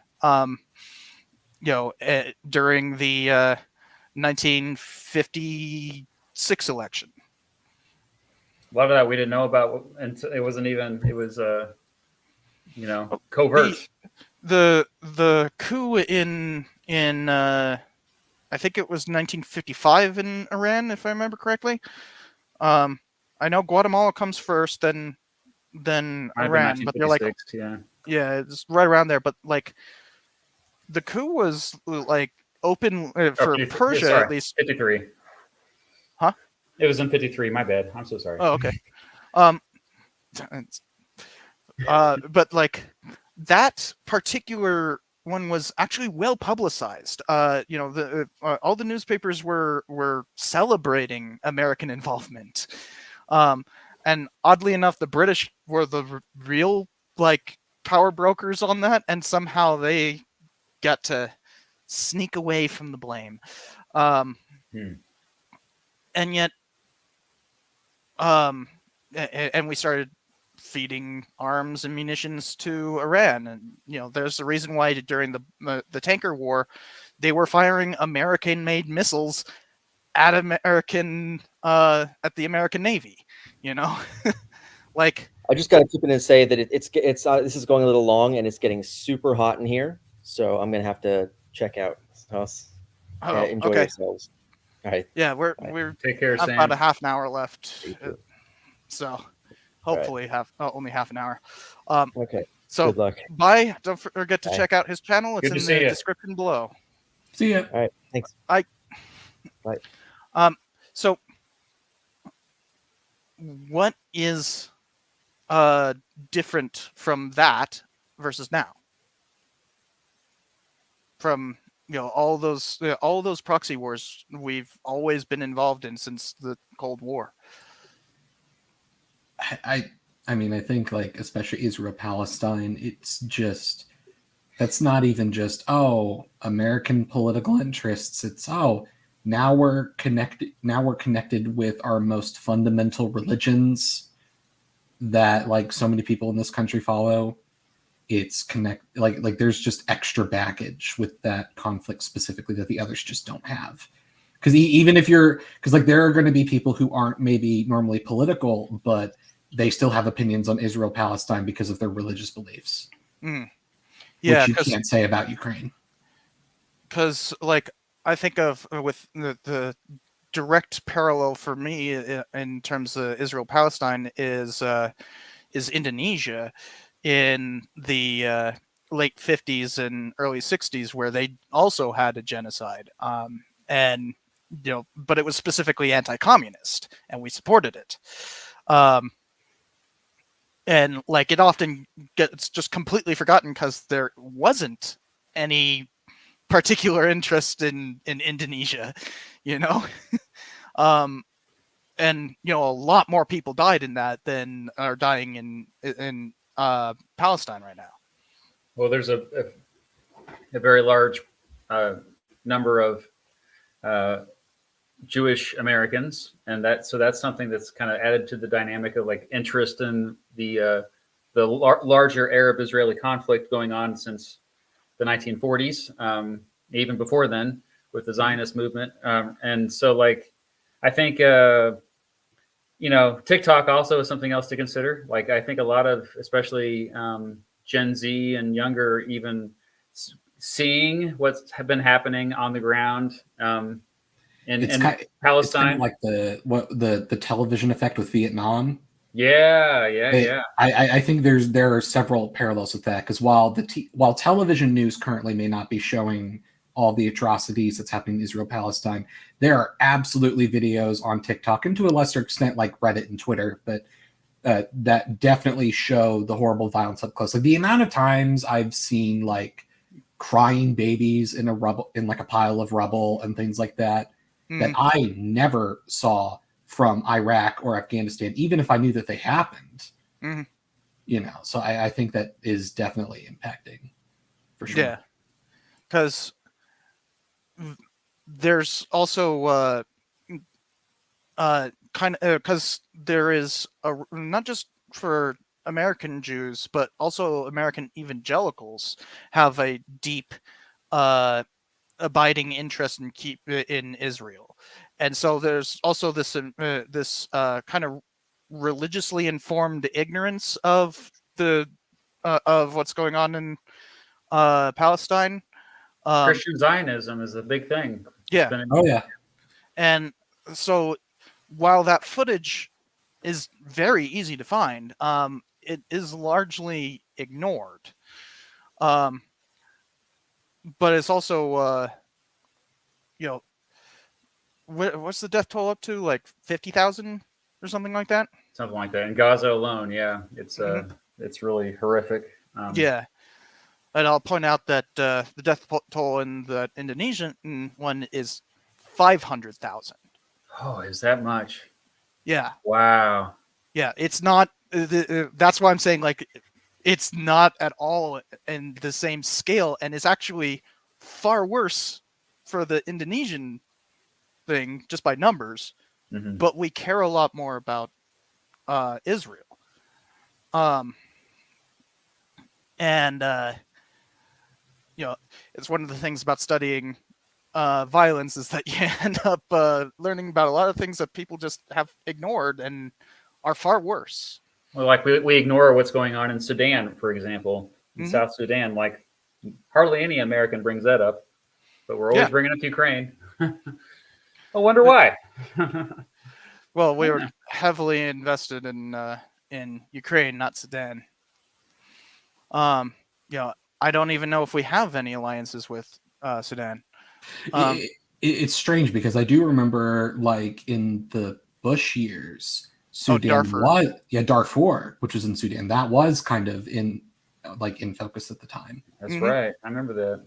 Yeah, and so what makes this different? Why are we not paying attention to it now, as opposed to when we were just 20 years ago? If I had to guess, I would imagine it's because we were already in hot water with the way we decided to intervene in Iraq, and I think that added a fresh skepticism and focus on intervention in other conflicts, whether quote unquote for good or for bad. And so people were talking about intervention. And so it's like, oh, there's a genocide happening in Darfur. We should intervene to stop it. Yeah, well, look at Iraq. Maybe we shouldn't. But, like it. Yeah, well, there's And so I think that just kind of like brought it to the limelight. yeah, it's also that was still when we had a belief in humanitarian interventions. I yeah, actually have the perfect example of this. Have any of you ever watched the show Boston Legal? No. I've seen like one episode. Basically, James Spader plays this, liberal-leaning lawyer character, and then William Shatner plays this conservative-leaning lawyer character. Yes, that William Shatner. At like a Boston law firm, and just like court dramas, most of the court cases are based around like political issues at the time. And they had an episode where this random guy from Sudan shows up and he's like, I want to sue the US government because they could help stop this genocide, but they aren't. And they have this like, very rah humanity, hopeful, inspirational thing where, of course, even though the idea of suing the government for not stopping a genocide in another country is not something that would ever hold up in court, they somehow win the court case anyway, where the judge goes, I rule in favor of that guy from Sudan, and hits the gavel. And they're acting like, yay. And at the end, like, do you really think this will make a difference? Well, at the very least, we're aware of it. Oh boy. And I'm just thinking, when did this come out? 2002. Okay, that makes more. Yeah. It was very much like Iraq hadn't soured everything yet. It was very much like the prevailing attitude. But also, like, I mean, it's geopolitics. A lot of, I mean, this has not changed. I would say you pick the United States has, like every other country, they've chosen to use their resources in ways that would help them more. And so, yeah, there's more benefit sending weapons to Ukraine versus sending, although also people forget how much weapons have been sent to Saudi Arabia, bombs that have been dropped on women and children in Yemen. So, I mean, I think politicians focus on, I think, what will help them get reelected, of course. And so I think Ukraine has been easy for a lot of Americans to rally behind.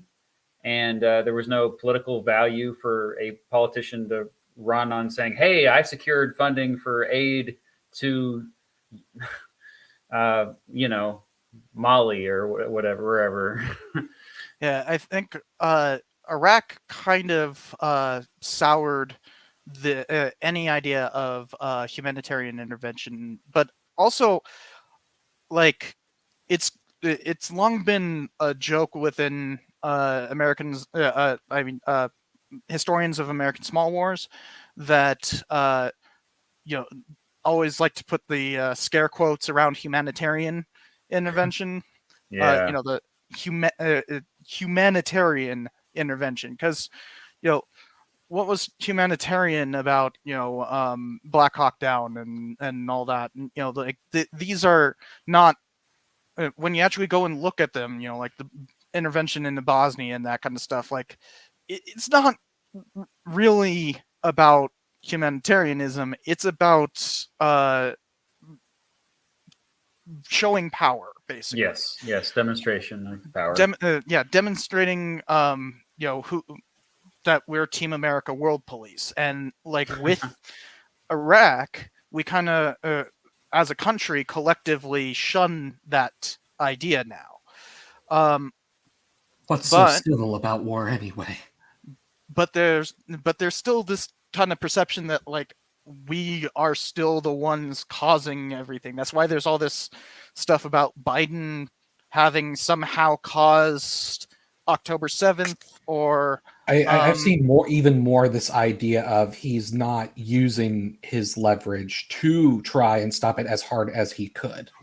Well, that's definitely the criticism of and quite justified criticism, if I dare say, that he of how he's handling relations with Israel.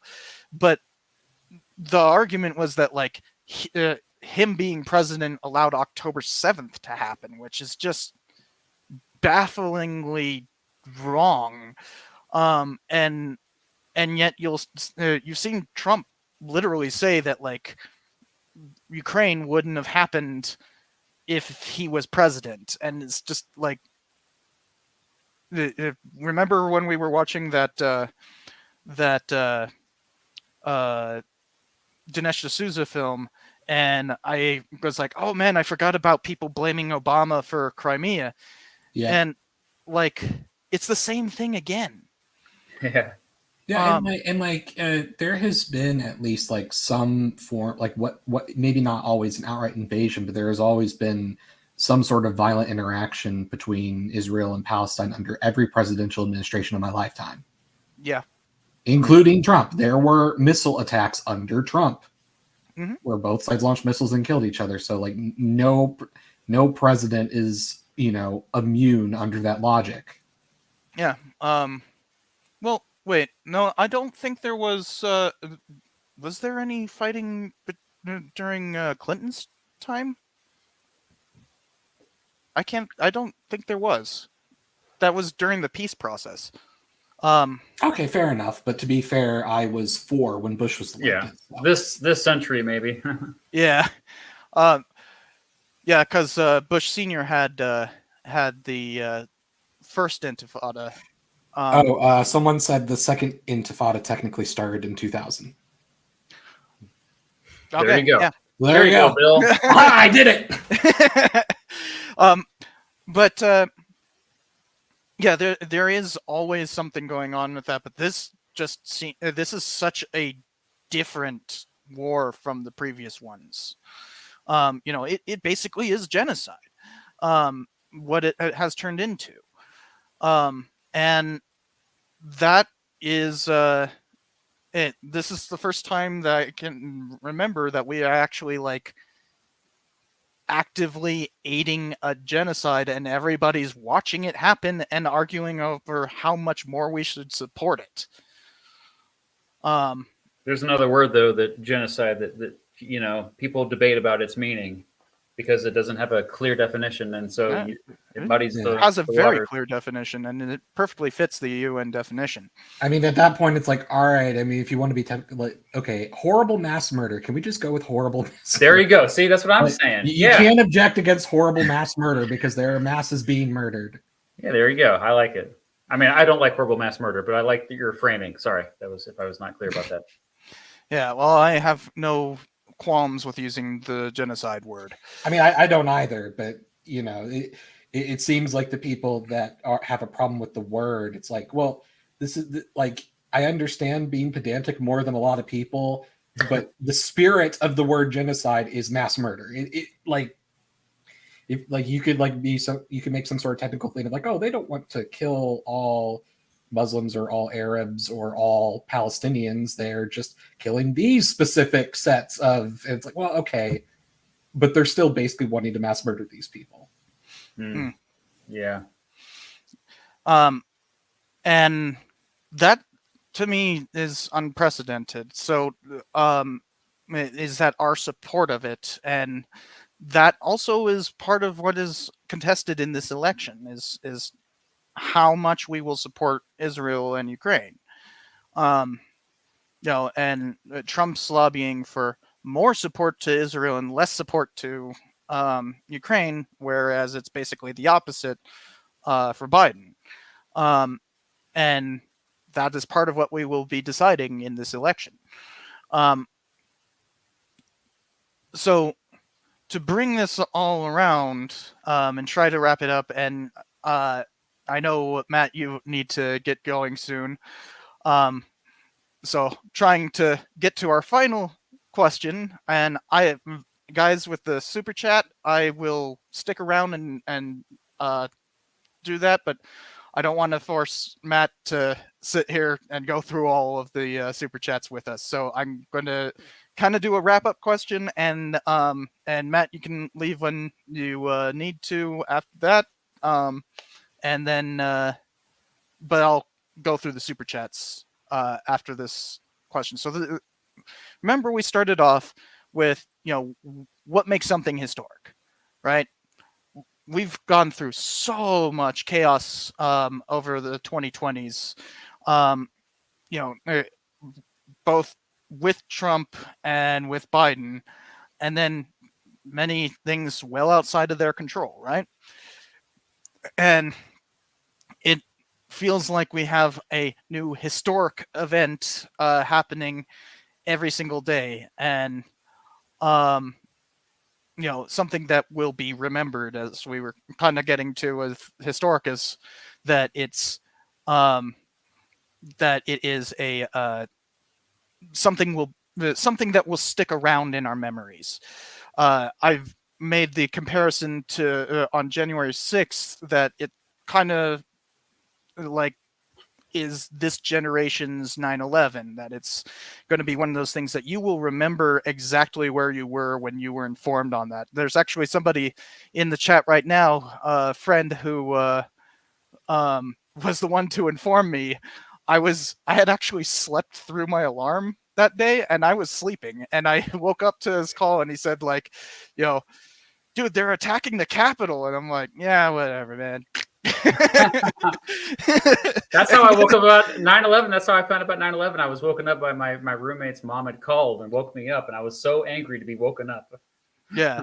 And obviously the scale of death is completely different, but like it's much like the Challenger disaster for Xers, or the Kennedy assassination for boomers, or the Pearl Harbor for the Greatest Gen.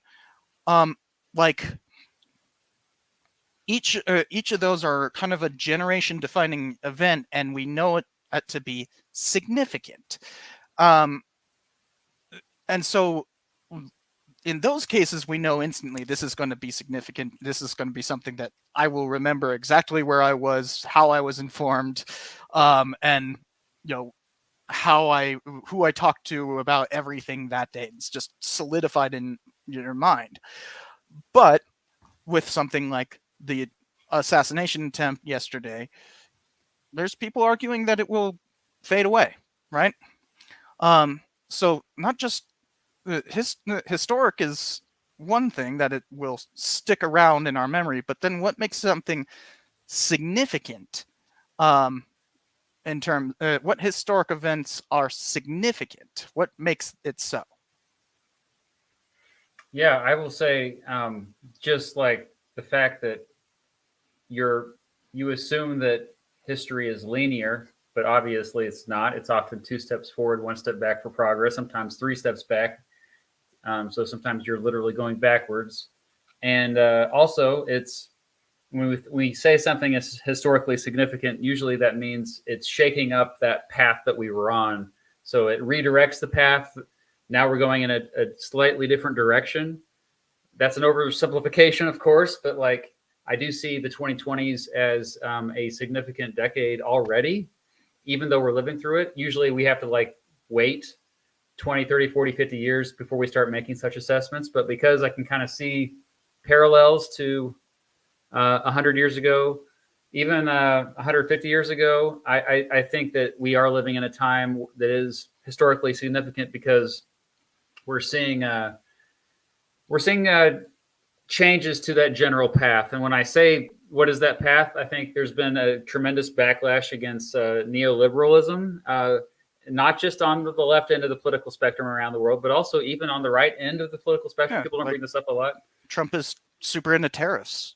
Like exactly. That's a good example. And plus, like the Tea Party, in a way, was also kind of of that same idea. Kind of yeah. And so, and then also, like we saw after the end of the Cold War and the early 90s, every year seemed to be a little bit more stable. Like the 90s and even the early 2000s, despite the war on terrorism, the Iraq War, Afghanistan War, you still saw somewhat better stability. And now you're seeing a reversal of that. And I think the root cause of all the the decrease in stability around the world is really the fact that we have the combination of scarcity. The scarcity problem is not getting better. People have patiently waited for their prosperity to get better, and it just hasn't. And now we're more informed about things. I know we like to think we're less informed about things, but actually I think people are pretty smart these days, and they're aware that the game seems to be rigged for most of us, and we're all now aware of it. But the problem is we pick our teams, we go to our echo chambers, and then we think our team's going to solve the problems, and those other teams are evil and they're not going to solve the problems. So I think that's the difference now. But at some point we're going to see a tipping point where we're going to see like one team does have significant power, and that team is going to have to be a coalition of many different factions and many different teams. But I sincerely believe that over the next 10 years, 15 years, we're going to see pretty dramatic change. I think it's already been happening. I know a lot of people are like so doomer right now. I think, like I said, I'm a short-term pessimist and a long-term optimist. The pessimism comes from the fact that I'm going to have to live through this shit in the best years of my life. And I'm not going to get to enjoy the potential positive future until I'm too old. Gosh darn it. One of the super chat questions kind of hits on this perfectly. Is I'm concerned about. Andrew Gordon says, "I'm concerned about Trump's political revenge. Will the U.S. be safe to live in if he wins? Where out of the country would where would we go if we left? I wouldn't leave. No." And Canada's going to have the fresh water, so. And there's also this something that we haven't touched on in this is the growing the worsening disasters due to climate change, as Andrew here points out, which is a whole nother factor of things. Like we were warned about. We've been having warnings about climate change for decades. And a lot of people like to say that Al Gore was the one who informed the public, and no, not at all. It was actually a fairly well understood phenomenon long before that. The first convention to try to draw out limitations on that by treaty on carbon emissions on treaty was in 1989. Well, and there's the whole ozone layer debacle too. Yeah, but that's a different thing, and we solved it, right? But I always like to point out that one of my favorite television historians, public historians, is James Burke. You might remember Connections. He's basically the Carl Sagan for history, right? And he did a thing. He did a TV special called After the Warming or something like that. In 1986, that was completely themed around what's going to happen with global warming. So this is all stuff that's been in the background for a long, long time, but now it's becoming more and more significant because we are seeing the consequences. I don't think he needs to worry. I think he needs to stay put because Trump is just one person. Trumpism is just one movement, and I think it will fade after he dies, and he will probably die sooner than we think. He's an old man who doesn't take good care of his health, and so I think that it's not Trumpism has brought out populism in the right wing, and there's actually Trump seems to run on spite, and he's got enough of it to last another decade or two. perhaps, but even then, I think a lot of people who support him actually, if you sit them down with people that lean to the left, they actually end up agreeing more than they disagree on most issues. They just don't realize it. And I think once we reach a point where that is the case, like you saw this in the 1960s, this happened actually. People don't bring it up, but it also happened during the progressive era, the 1910s. where you saw tremendous progress happen in society in a very short amount of time. Like change does not happen for eternity, but then when it happens, it's like a second. It's like a minute. Change will happen so quickly and so unexpectedly. It's you're not even going to be ready for it when it happens. And so that's what I guess my larger point is, like those doomers out there that I'm really frankly getting frustrated with, because a lot of my friends are doomers, because they're smart people and they're just really in despair about how things are going. But you need to realize it's always about the long game. It's always about the long game. And if you lose hope, then what is the point of living? There, ran over. So, to fully wrap this up before we get into, I wanted to show that one super chat because it just happened to fit perfectly within what we're talking about here. But I wanted to end this whole significant thing with this discussion on what makes something significant, because I think what we're getting at is that it's something that affects change. That's what makes a historical event significant.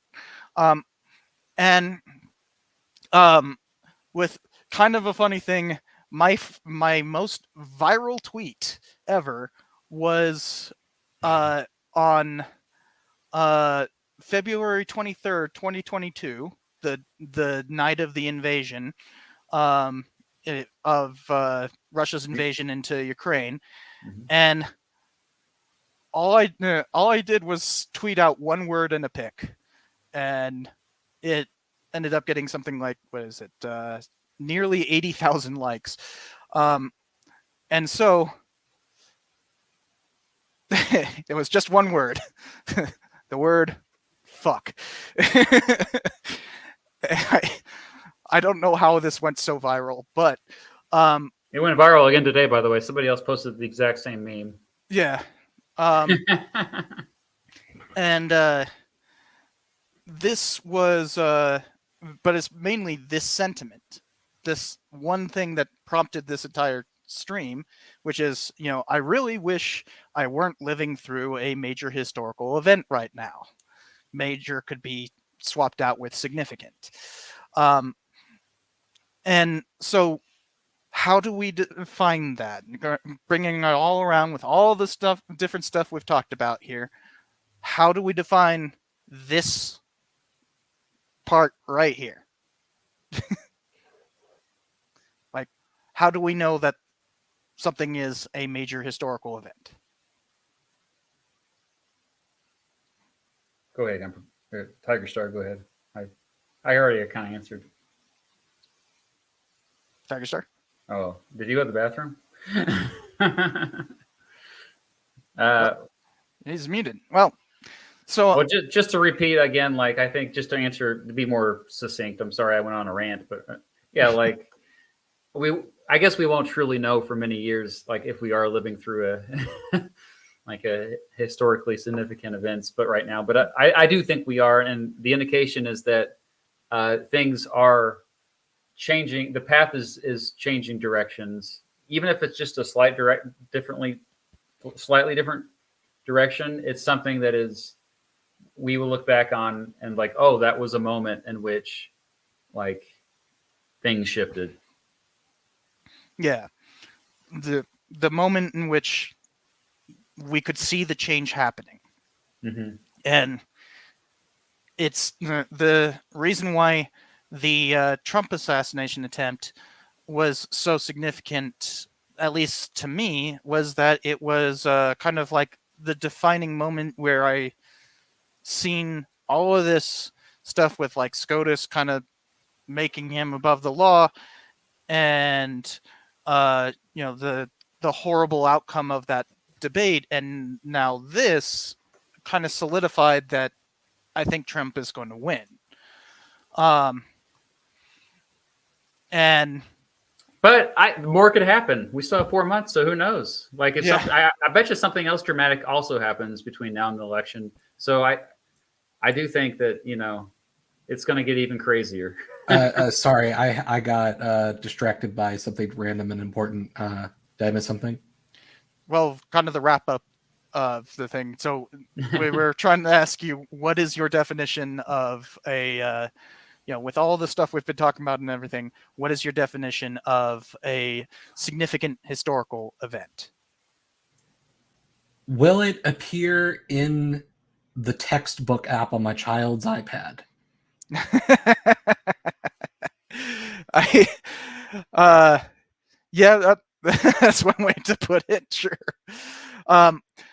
but like, so what I was saying was that this particular assassination attempt for me kind of is like the defining moment where it became clear that Trump is going to win. And with all the stuff from the previous couple of weeks, since the debate, then the SCOTUS ruling, and now this, like it became more significant than just a mere assassination attempt. That picture of with his fist in the air as with the flag behind him and everything is going to be like the defining moment of how he won this election, at least to me. And that's what makes it a significant historical event. Why this meme works so perfectly. Also, for what it's worth, apparently Biden is about to make an Oval Office address about the assassination. Apparently, okay, yeah, it hasn't started yet, but I'm surprised Trump hasn't done a press release thing. He's been playing golf today. He has said nothing about the people who died and were injured. Yeah, because there was one of his supporters right behind him was died. Shot. And there was like another one or two behind him also got hit, severely injured. Yeah. Yeah, and like because there were, I believe, 8 shots fired, and and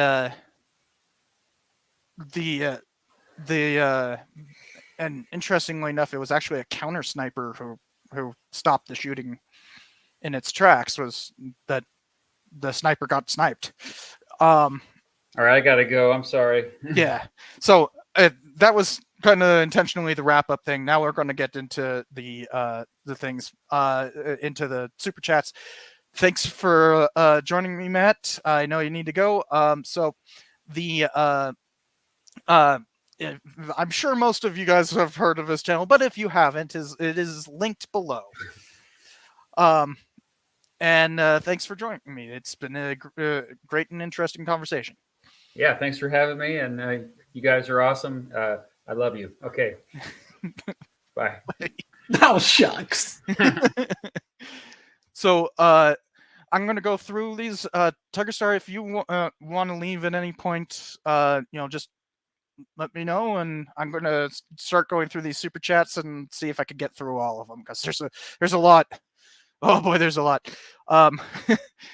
There's 17 left to go through. But stick around and bring on fun. So Harrison Len, I think, says, between the 4 of you, well, now 2, who is your favorite mutual subscriber named Harrison?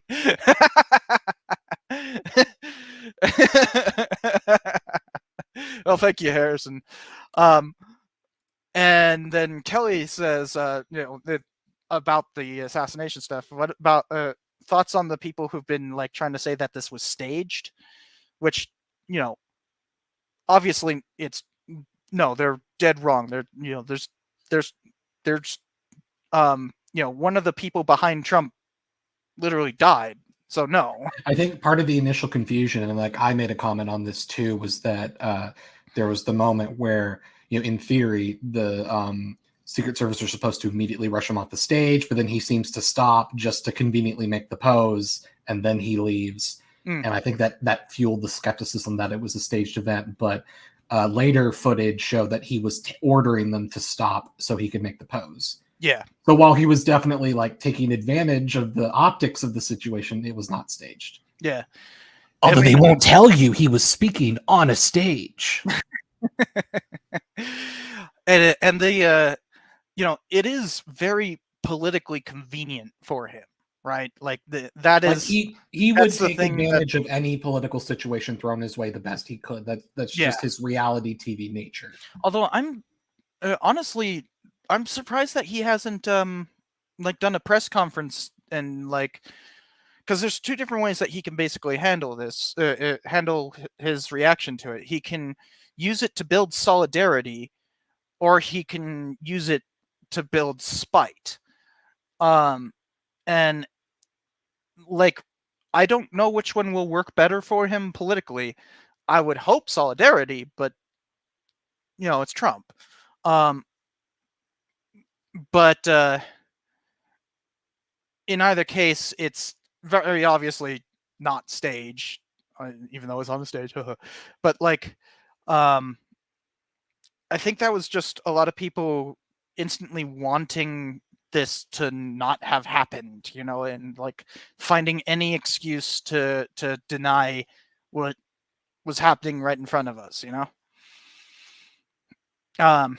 So Alex says, we had some opinionated people talking about the economy. For the sake of conversation, what metric indicates a healthy economy? Oh man, I wish We use the Matt was still imperial here. system in America, so I'm afraid we'll have to throw that question out. Look, a healthy economy is normally defined by like, is the GDP growing? And it is. That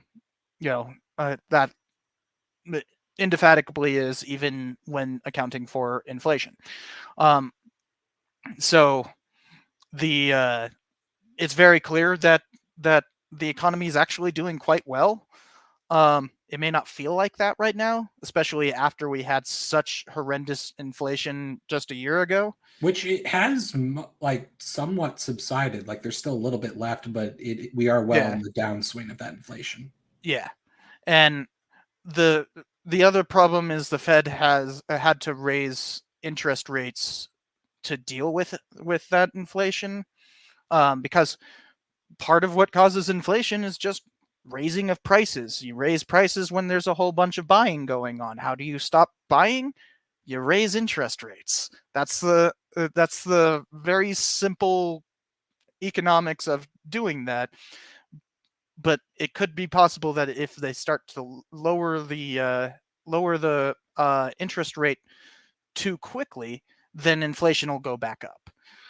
So it's kind of a trade. You either have high interest rates or high inflation, and we've had really low interest rates for a long time.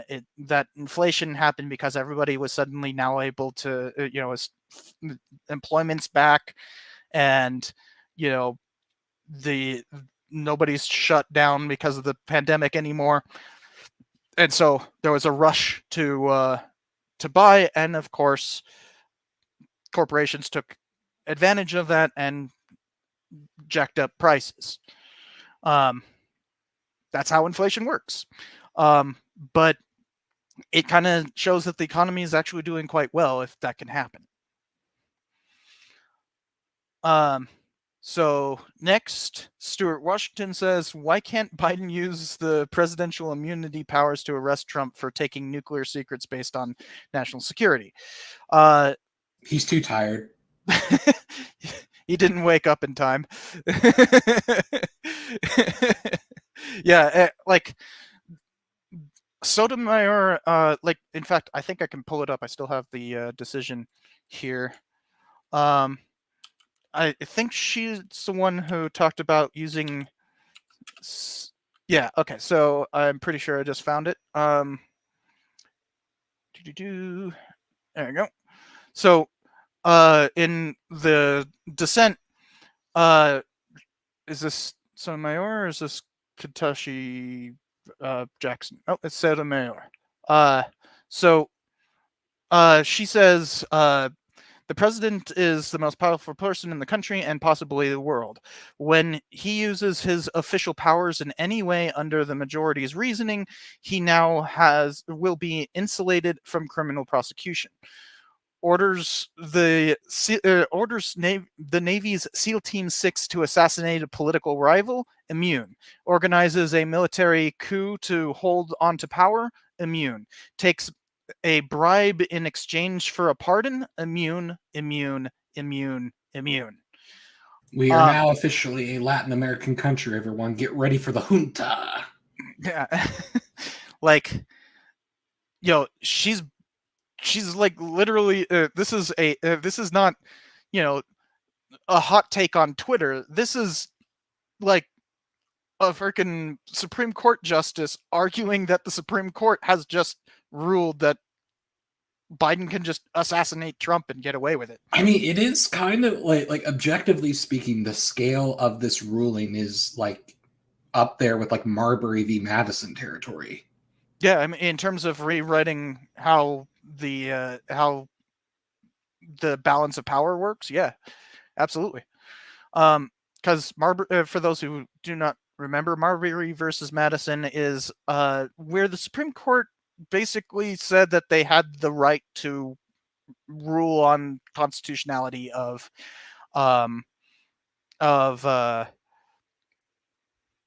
legislation. That they a lot of the time that's rendered as like they gave themselves that power, but like they'd already been doing that in several decisions prior. But with that particular one, they solidified their ability to rule on constitutionality. And obviously that was a huge rebalancing of federal power. The whole checks and balances thing now had another check. This removes a check. It renders the president immune to basically anything, and like it's very specifically against what the founding fathers had talked about, which was and in fact I think Sotomayor talks about this. I know the quote has the word liable in it.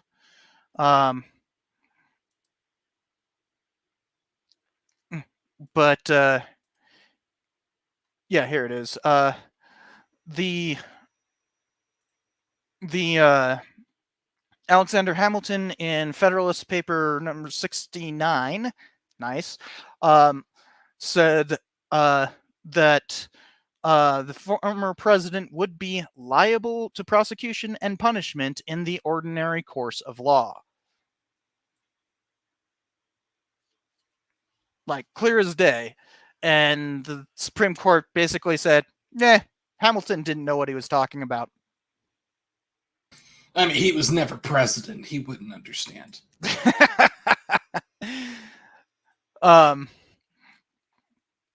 So, yeah, to get back to the question, theoretically he could, and he could just arrest Trump. He's not going to, because that would start a civil war. But like, yeah, that's the level of how bad this ruling is. So next, in the name of the Senate of the American Republic, you're under arrest, Trump. Is Sleepy Joe trying to threaten me? The Senate will decide your fate. Well, frankly, I am the Senate, and frankly, the House of Representatives too. The most Senate that anyone has ever seen. So Prairie Fire says, in the short term, things might get pretty bad. Bleh. Things might get pretty bad. In the medium term, things will be all right. Long term, the sun explodes. The sun exploding will destroy my stock portfolio.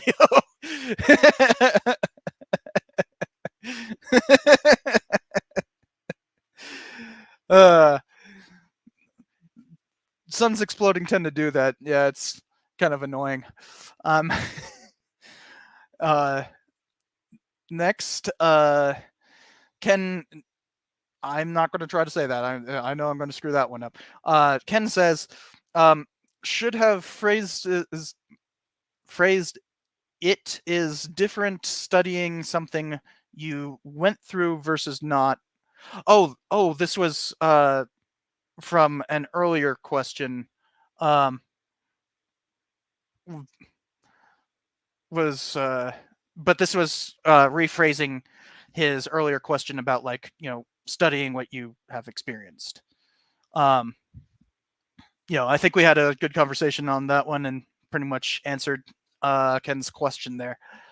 Um, uh, I don't know what beat was a beak before linking him in a K-State thing. I don't know what that means. Is the beak their mascot? Because like I know they have like the Blue Jays or whatever their college mascot is. Kansas. Oh, so Kansas State mascot, I guess. Willie I'm the sure it's a bird. Willie the Wildcat. So I don't know what that means. But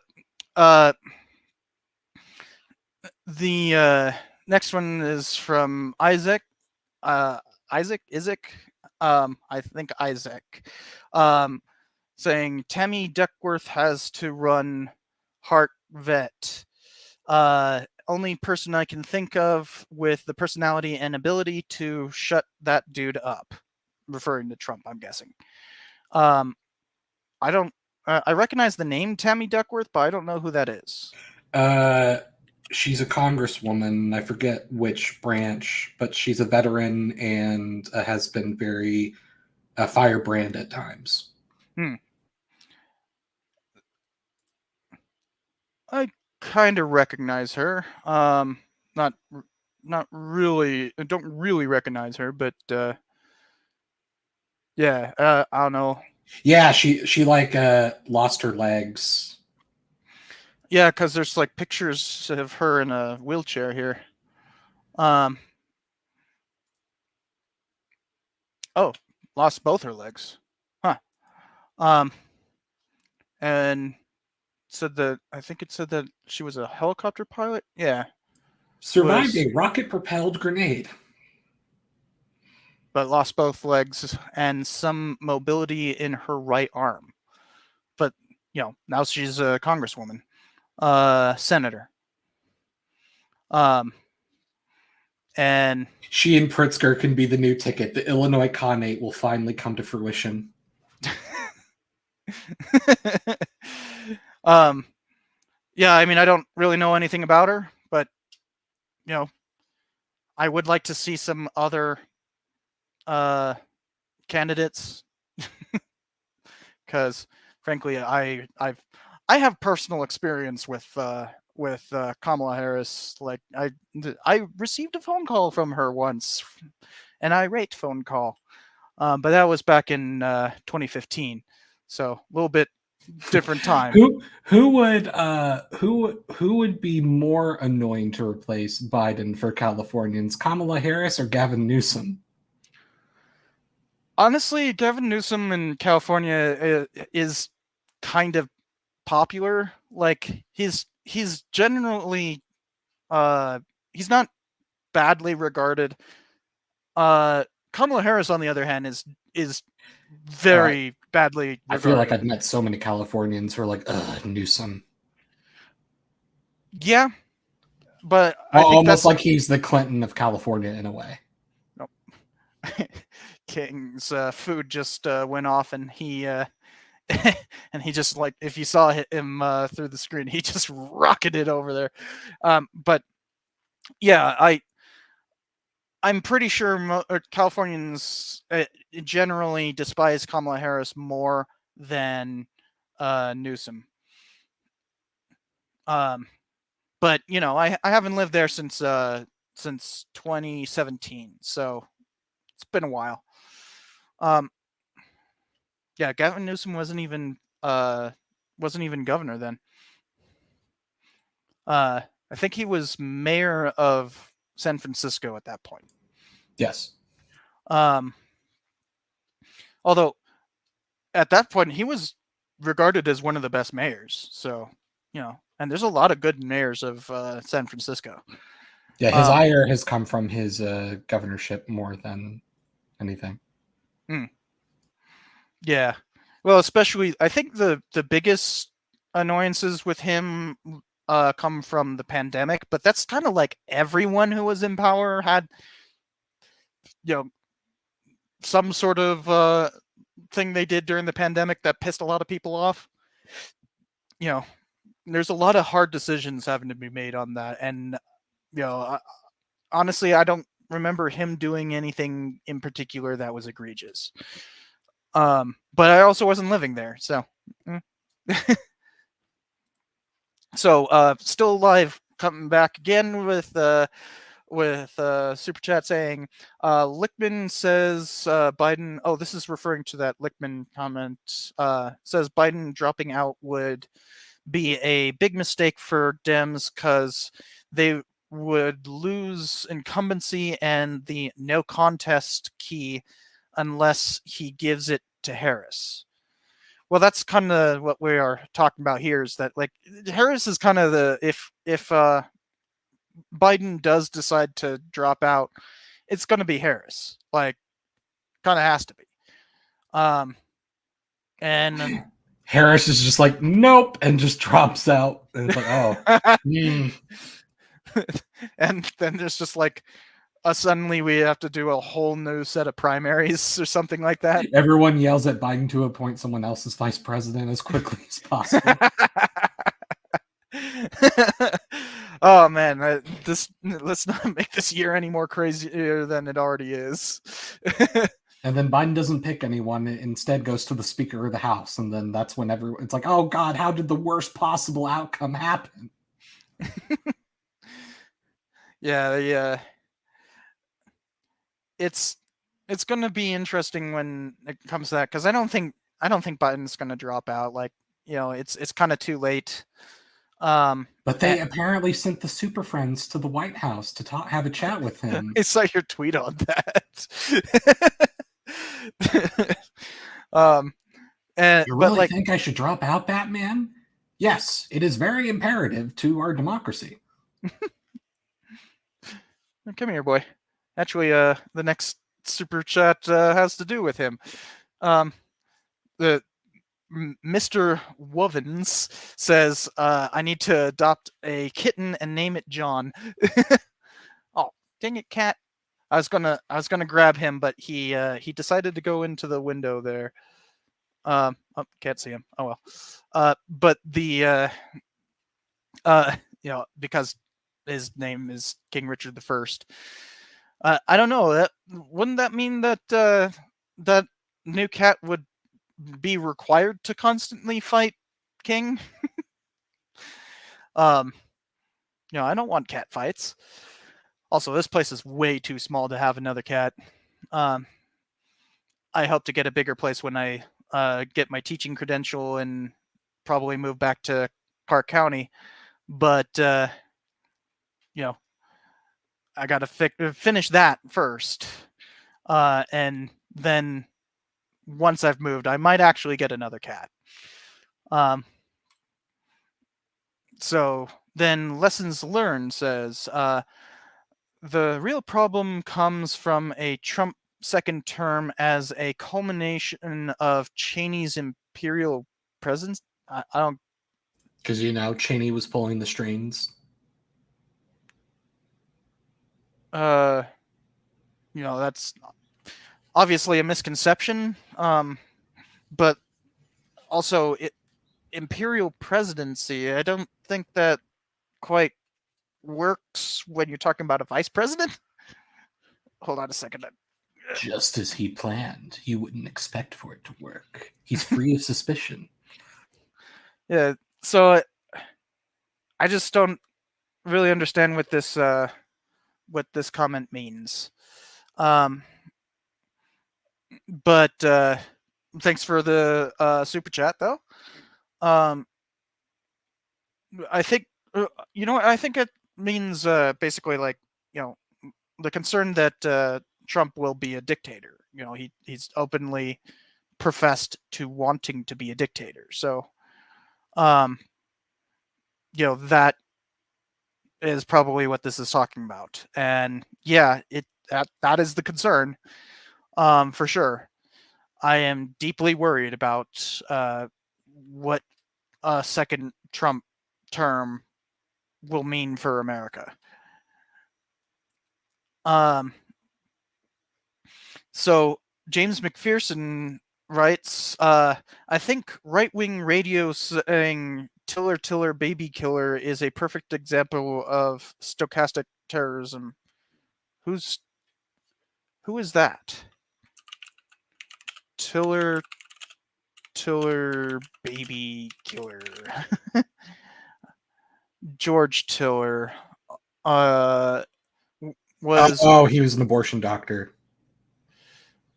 oh okay. Was physician and provider from Wichita, Kansas. He gains national attention as a medical director of Women's Health Clinic, and was one of 3 abortion clinics nationwide that provided late-term abortions.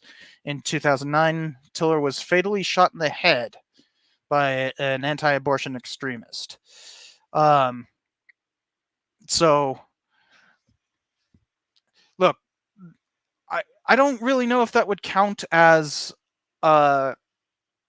stochastic terrorism, because it's not a I wouldn't say Tiller Tiller Baby Killer is itself stochastic terrorism, but there was definitely stochastic terrorism used in anti-abortion activism. absolutely, yeah. If they want to kill babies, what are we going to do? Kind of thing. Yeah, that would count as that. But that particular phrase, Tiller Tiller Baby Killer, no, it doesn't really work. We've been calling people like bloody murderers in power, like anytime like a war happens. Yeah. People are doing it to Joe Biden right now over Israel Palestine, and I wouldn't say that's stochastic terrorism. Yeah. Yeah, exactly. And like with the same thing with like the rhetoric about Trump being a fascist, like I don't think that would count as stochastic as an actual push for that. But that's the problem with using the term stochastic terrorism, is that it's normally used specifically to say, like, you shouldn't say things like Tiller Tiller baby killer, because then it'll cause his death. And that just, like, it needs to have a vague call for violence, even if it's veiled, but it needs that to be worth calling that. That's why I avoid the term altogether, because it lends itself to these kinds of misconceptions. So yeah, I don't agree with that at all. But if it was accompanied with a call to action of any sort, then yes, that would count as stochastic terrorism. And thank you from Uncanny.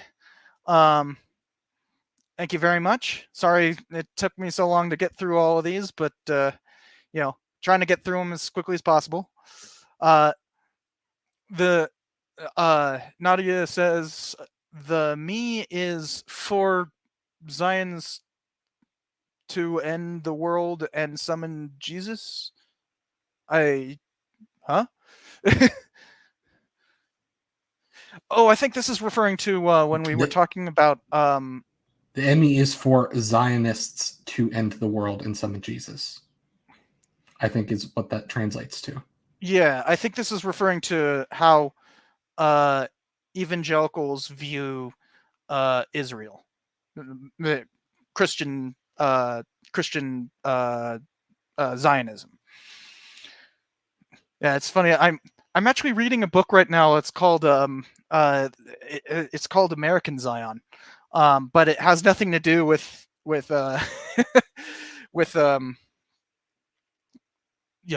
Israel or anything. American Zion is referring to Utah. Interesting book though. I should point it out. American Zion. I should be able to. Oh wait, no, that's not the one that I'm thinking of. I have read that book. I read that book, but that was a while ago. What is the one I'm reading right now? Hold on a second. Let me not share this, but it's on Audible. So hold on a second.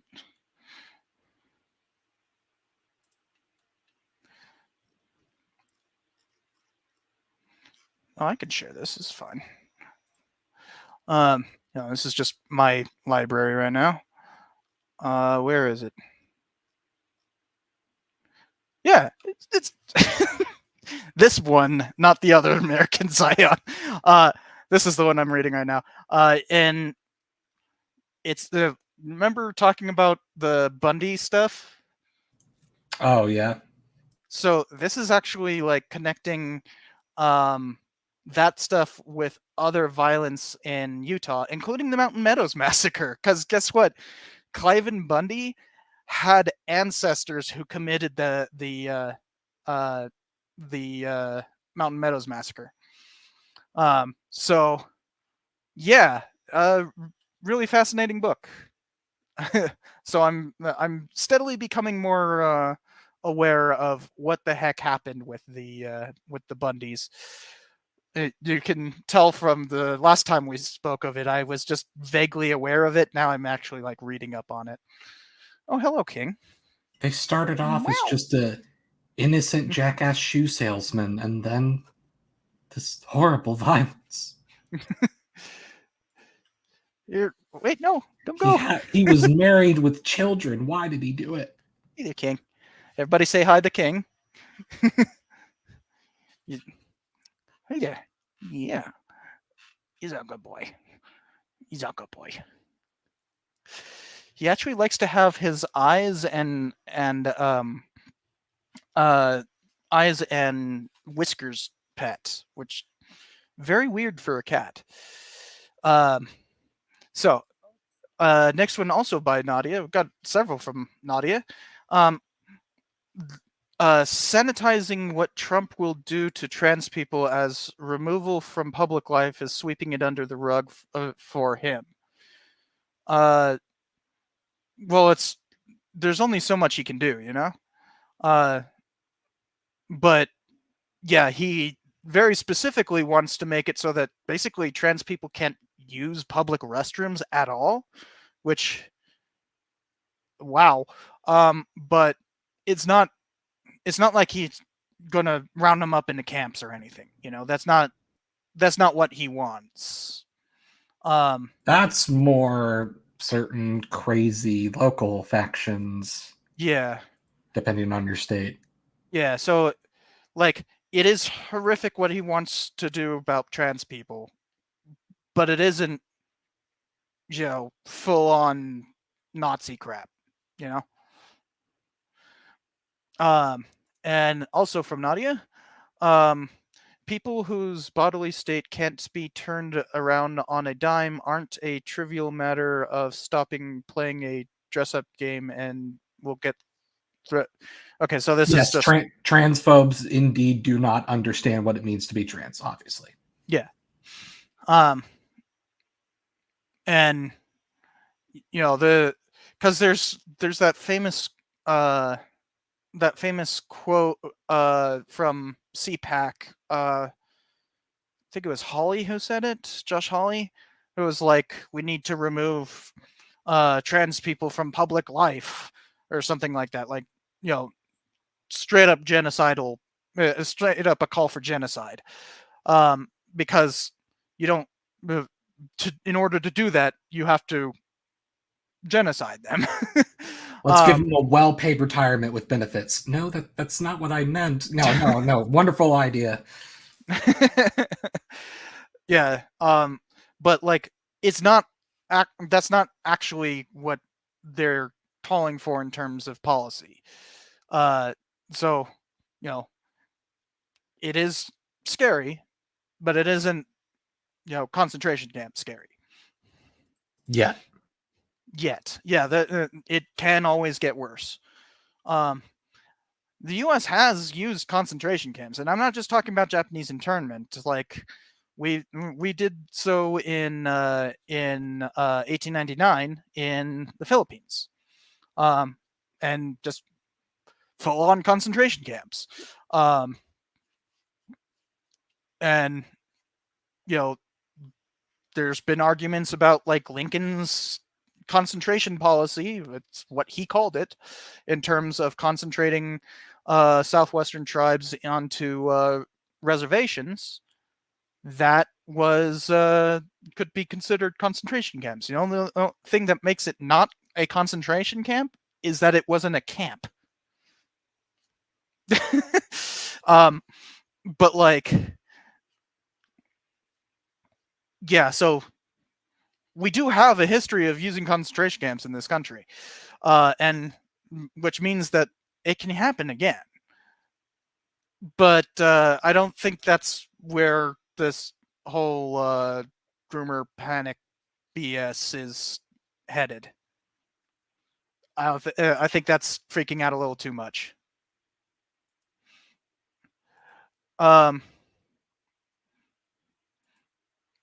So this is also referring to that the Indonesian thing that I was talking about earlier. Well, yeah, I was going to add something to that, but we moved on. I think the thing with Suharto, though, is that genocide wasn't the only thing he did, because he was also responsible for the invasion of East Timor, which is also another genocide in of itself, arguably. So I think that the 3 million number is like more his overall time in office, but we were talking about that 500,000 was the it was specific genocide that we were talking about. So, and remember, I was pulling this off the top of my head, and look,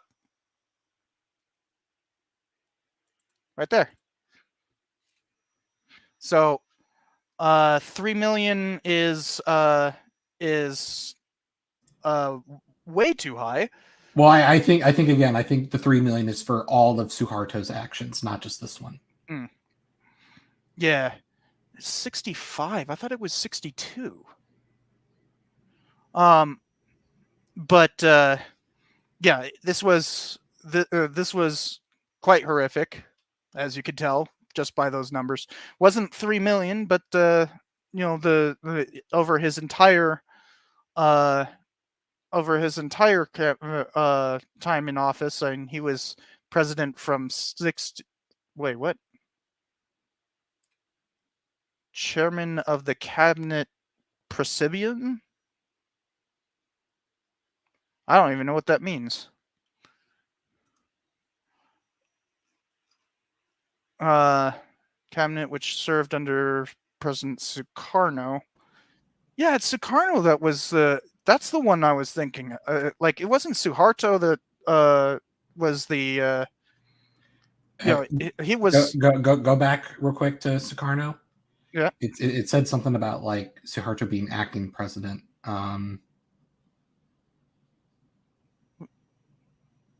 I just saw it on the page that you were on. I don't know why I'm not seeing it now. Maybe this cabinet which served under Sukarno and later on acting president Suharto from July 66. So they were both part of it. Yeah. Okay, so but still, the thing we were talking about specifically was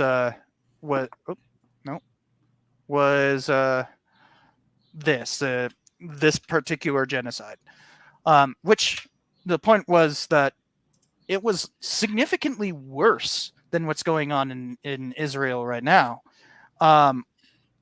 and yeah, it's largely forgotten. Up to 1 million people. So yeah, it's crazy that we forget how much death and destruction we've caused with all our anti-communism. So the next one says from Ken, who had came up earlier. You mean it a big club and we aren't in it? George Carlin reference. All right, I don't get the reference. George Carlin had a skit where he was very cynical about voting and political change, and he basically said that like both the parties are a big club and you ain't in it. Okay. Then Pink Loser again comes in and says, Mr. Breast, give me money, of course. And This attempt on my life has left me scarred and deformed. That's why I've organized the first American Empire. Wouldn't that have started in 1898? Well, yes, I suppose you could have argued then. Well, I mean, our height of our imperial power was kind of like 45, like through the 50s. Well, yes, I suppose there's a good argument for that too. Okay, it's a new American empire. Well, did the first one ever really end? All right, have this person executed at once.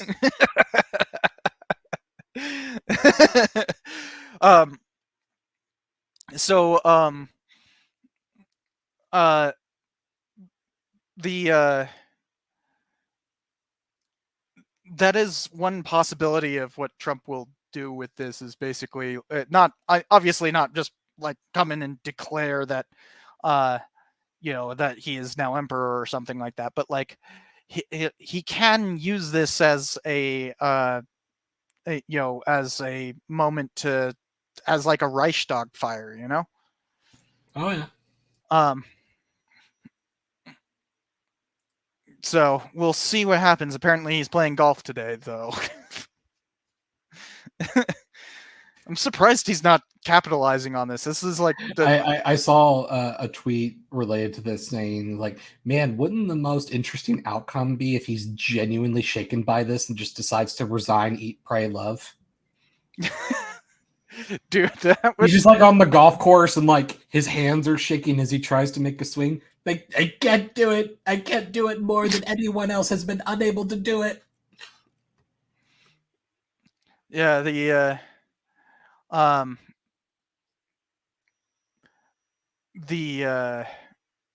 mean, obviously that's not going to happen, but like I could see him kind of maybe doing some self-reflection, There are actually consequences for my actions, the most consequences that I have ever faced. Because he famously said, I can shoot a man on 5th Street and everyone on Broad Street will still vote for me, or something like that. And it's like, maybe he's looking at that rhetoric and kind of going like, maybe I should tone it down a little, We'll see. There are two paths that he can go with this. He can use... Goes for a George Wallace redemption story. Which did work. Yes, like it's crazy. George Wallace was like the originator of, this is my black friend. And it's like the segregation forever guy. He had a comeback in the 80s. It's like, I've had a lot of reflection. Yeah, vote for me. And it worked. Wait, he didn't run for office? Yeah, he did. Really? Oh, I don't know. What did he run for? In Alabama, he had like another governorship in the 80s. 1983 through 87. Yeah. Holy crap. Literally, his whole shtick was, I'm a changed man, and I want to make it up to you. And then, yeah. Yeah. Wow. And his wife was also governor of Alabama, I believe, twice. Hold on, I can find that out.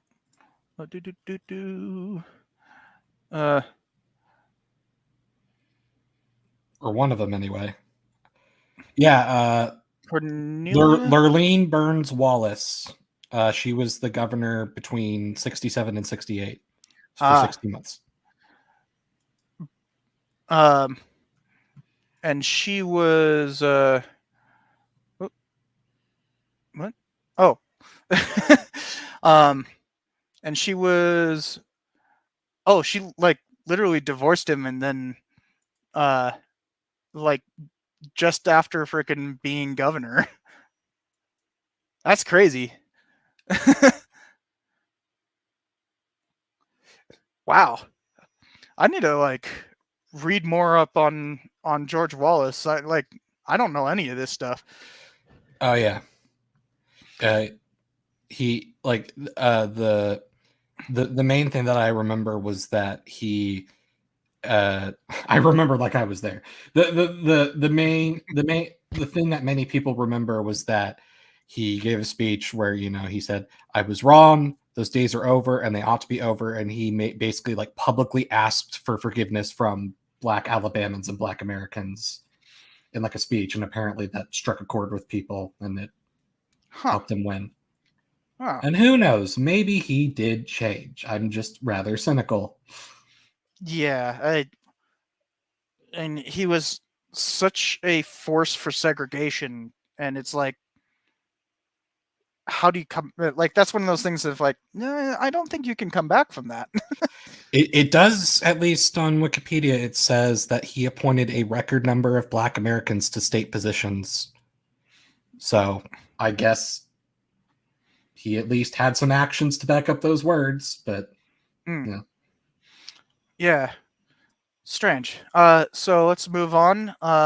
Nadia again with the saying banana republics were made so by banana wars. It's true. Well, there's more steps, you know.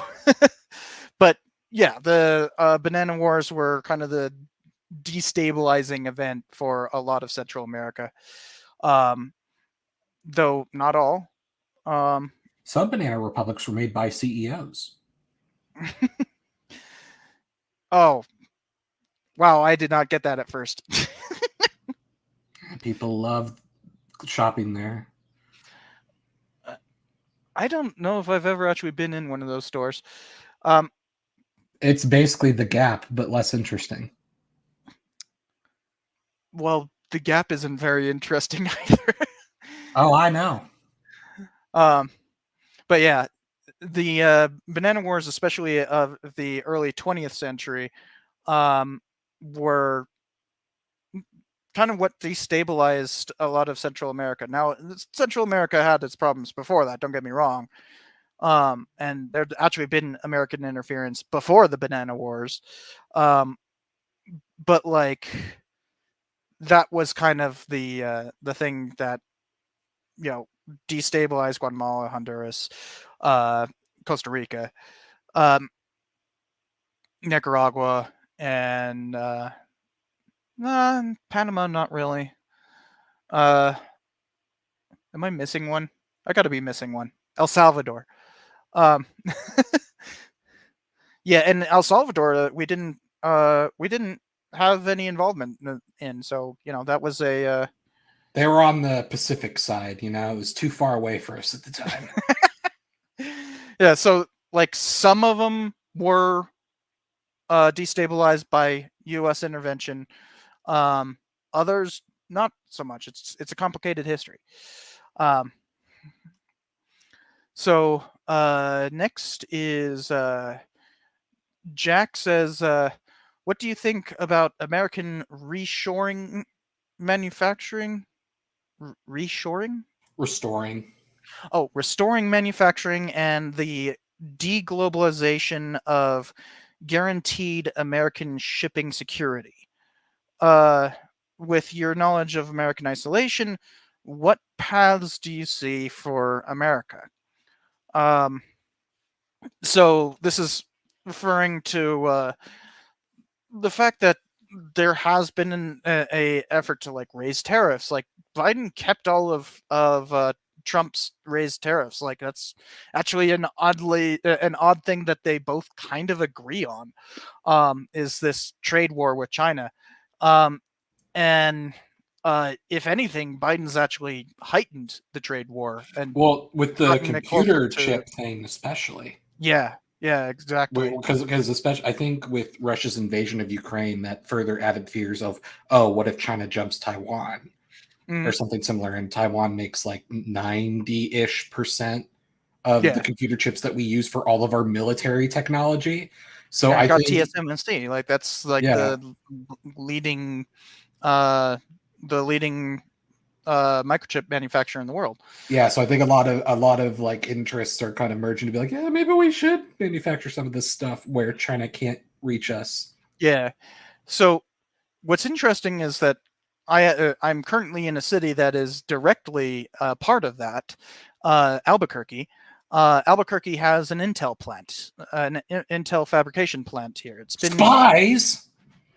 It's been here since like 1970, I think 1971. So like for instance, if you're old enough to remember the 386 or the 486, those were all manufactured here in Albuquerque. Well, technically Rio Rancho, but you know, the Rio Rancho is basically a suburb. And that's the reason why like Microsoft was started here, was because of the Intel plant here. And there was, I'm forgetting the name of it, what's often considered to be the first PC, like the Palo Alto or something like that. No, that's not what it's called. Or Alta? Is it called a? I don't know. It doesn't matter. Point is, that's all here, and so there's been a push to like basically make that fab be able to produce newer chips. They're still making the 486. Oddly enough, like there are still a lot of things that use those kinds of old processors. So this is a place where there is an actual attempt to bring back American manufacturing to from offshore. Also, it because like I guess back to the earlier discussion about like swing states changing. The most recent states that are now becoming swing states are those Rust Belt states that lost manufacturing jobs. And so I think there's extra motivation from both like Biden and Trump to bring back those jobs because those states are in play. And Nadia, by the way, I wanted to point out Nadia has come in again with saying bananas respond to saying the USA was a banana republic. I don't know what bananas have to do with saying anything, but it's funny. But yeah, the other thing that's a weird thing here is the rise of isolationism, right? Now I'm not like there's a lot of people who, when they hear isolationism, they instantly go to like World War II and, you know, look at how bad isolationism was then.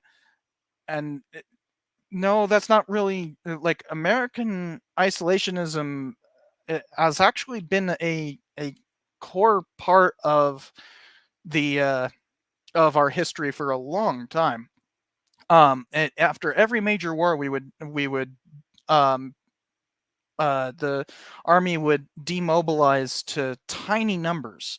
Like I've been reading a lot about the Utah War in 1857, and the when Buchanan sent what was it, like 2,800 people, I believe, 2,800 soldiers, to go and depose Brigham Young from the governorship in Utah territory. He actually he was sending about a third of the U.S. Army. Like there were more people in the Utah militia than there were in the army coming to invade. You can't really invade yourself, but you know what I mean. So we used to draw down, but that changed with World War II. The draft continued from World War II, from 1940, just before World War II for us. I'm sorry, like you saying that just made me immediately think of the American Civil War, where the Southern states like the North is invading us. The North's response, well, you can't invade yourself. And then instant barrage of troops. And so the draft continued from 1940 all the way until 1971. We had a continuous draft that entire time.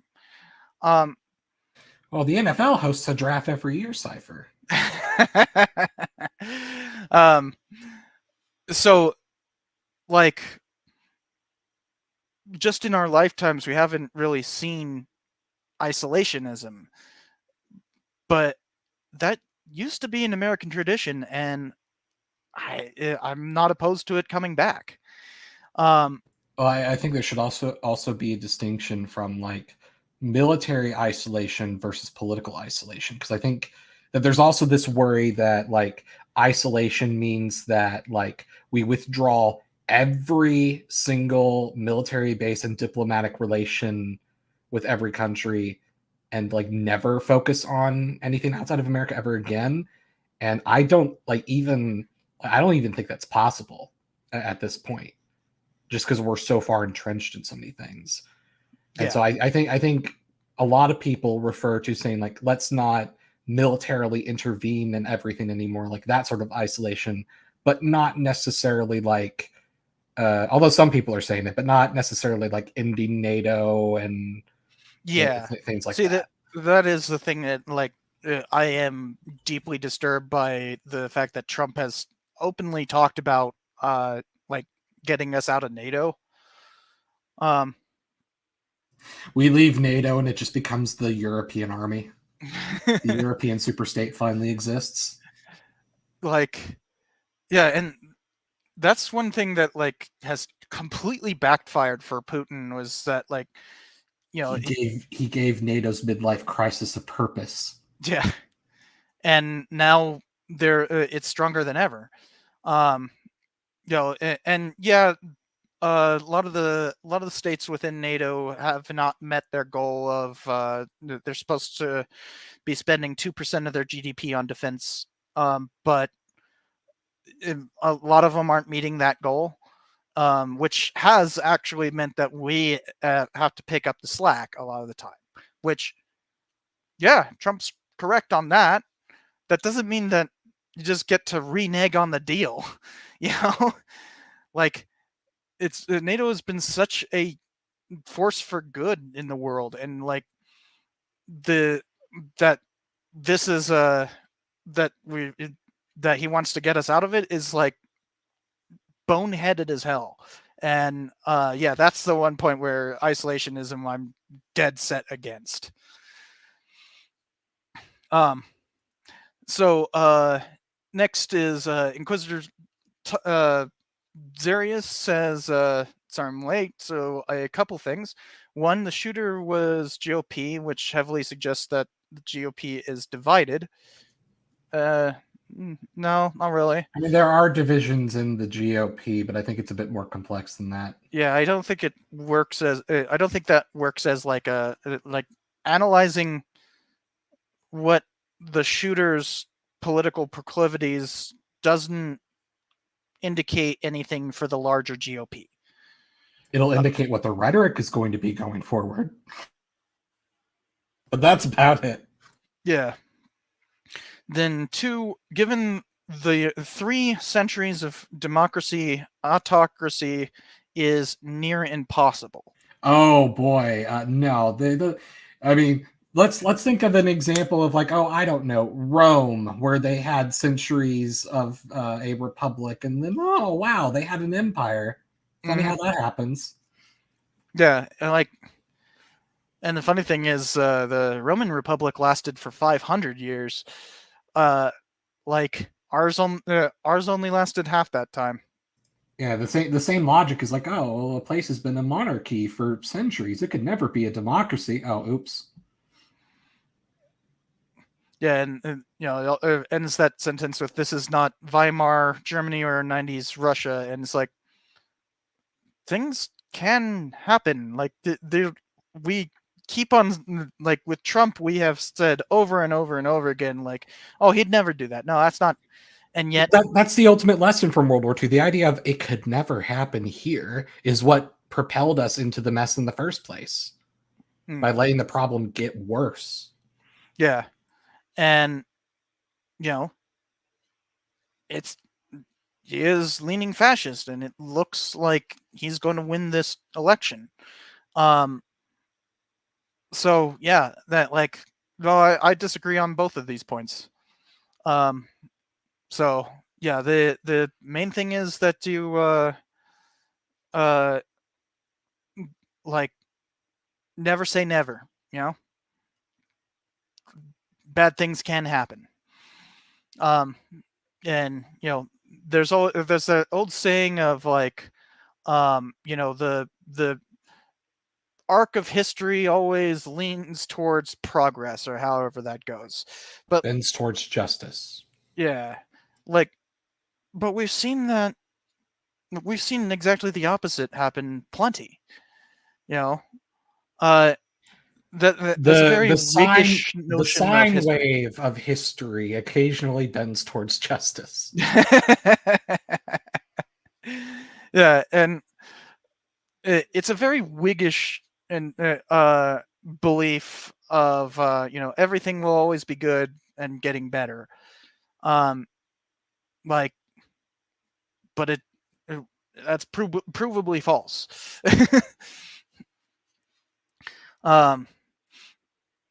So Eric Liu says the fascists in the 20s and 30s consisted of a class of veterans who fought for their country and felt morally entitled to say in how the state is run, which justified their violence. Does the current fascist have the same thing? Not the exact same thing, but I think that there can be some similarities between like some of the militia movements in the United States and like the Freikorps. It's not exactly the same, but I think that's a rhyme, if we want to call it that. Yeah. There are definitely like paramilitary and wannabe paramilitary groups that operate under the same logic. Yeah, and it's also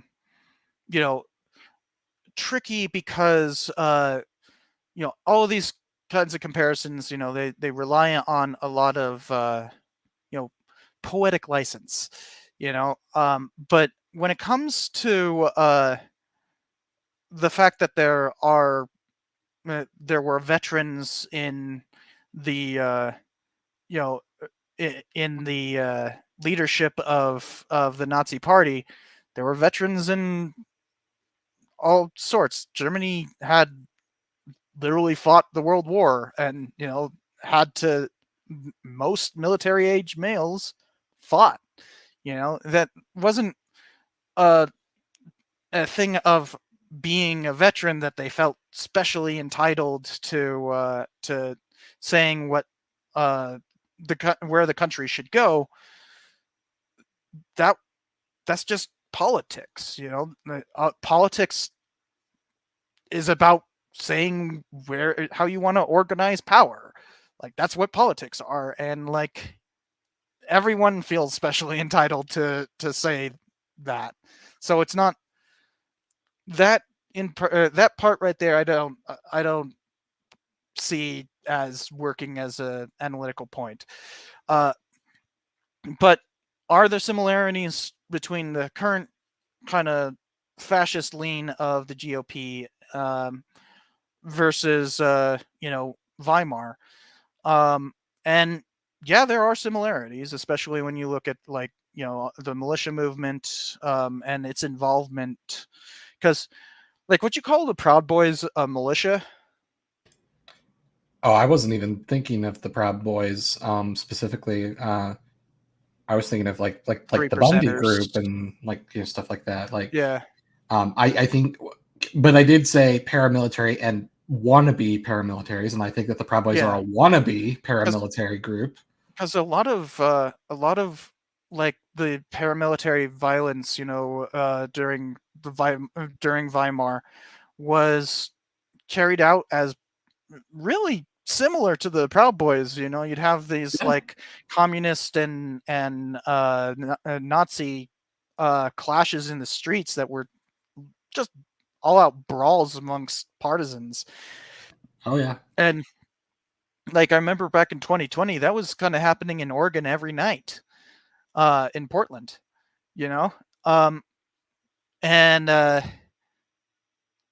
there's a lot of similarities there, you know, and it's worrying, um, especially since groups like Antifa aren't really a group. It's not like they're actually a group, but you know what I mean. Um, aren't really capable of aren't strong enough to counter. It's definitely not as evenly weighted as it was in 20s Germany. Yeah, because the Nazis were often losing those fights, you know. Now not so much. Yeah, so it's weird. We also just haven't seen this kind of political brawling in the U.S. With like these distinct militias and everything since the sectional crisis, which, you know, look how that ended up. Yeah. So there's a lot of historical parallels. You don't always have to jump straight to the Nazis. You can go to, you know, the Wide Awakes, you know, or you can look at like John Brown or freaking you know, just all the stuff that happened in Kansas, you know, and people from your state causing problems.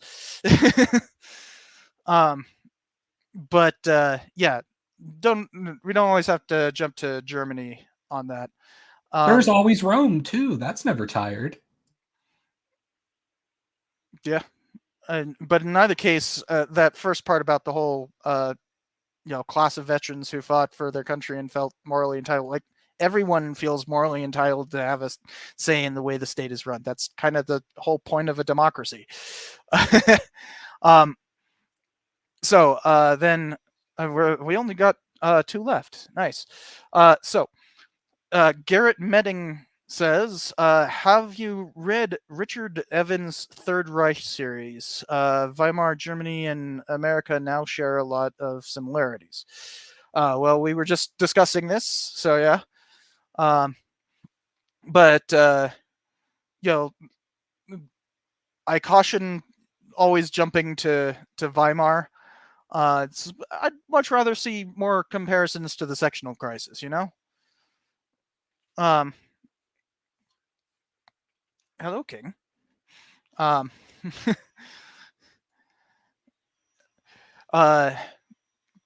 King is scooching around here. He's right there. Just keeping an eye out on the outside. So yeah, I haven't read Richard Evans' series. I don't study, you know, German history, so not. Yeah, I've never heard of that series. Yeah. You know, you can see from what I do read, it's mostly around American violence in the Southwest. It's, you know, I kind of have to stick to my subject.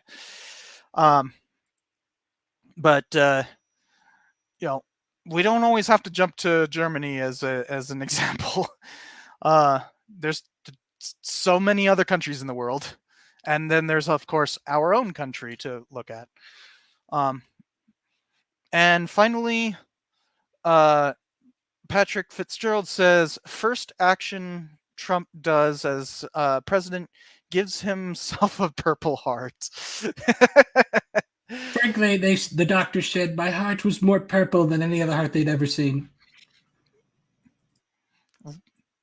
What would that even mean? Exactly. But yeah,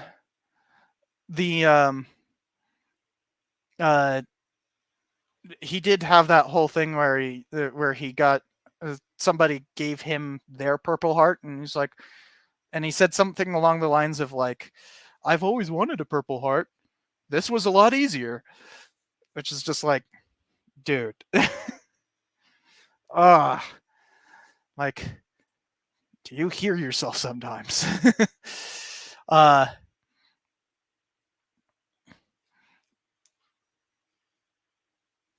so,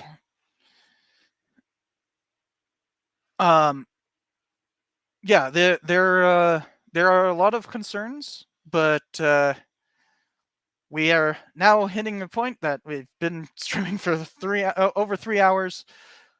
I need to get some dinner. The uh, the point throughout all of this has been we are living through some crazy times, right? The 2020s have been more full of historically significant events than the 2010s, it feels like. And not for the better. But throughout this, we've also discussed like what makes things different from the past, and what is historically significant. And throughout all this, we've kind of come to the conclusion that what makes something historical is that it sticks around, that it is something that will be remembered and written about, and what makes something historically significant is that it is one of those events that not only will stick around and be written about, but but is something that implements major change.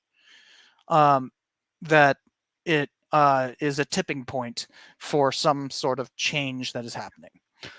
And that's what we meant by living through living through a historical event. Thanks for coming, everybody. Tigerstar, you want to add anything to that? Tip your waiter and or waitress, everyone. Yes, especially if you're. I mean, other countries don't have that same standard, but here, yeah, if you you should, obviously. But don't know why you bring that up. But yeah, The power is yours. Okay. So we have this this interesting conundrum to start off with was, what is a significant historical event? And I think throughout all this discussion we've seen that like we are very much living in historically through some historically significant times, and hopefully this long stream has helped crystallize some of those thoughts. Thanks for joining us, everyone. It's been fun, and I hope to see you all in the next one. Bye.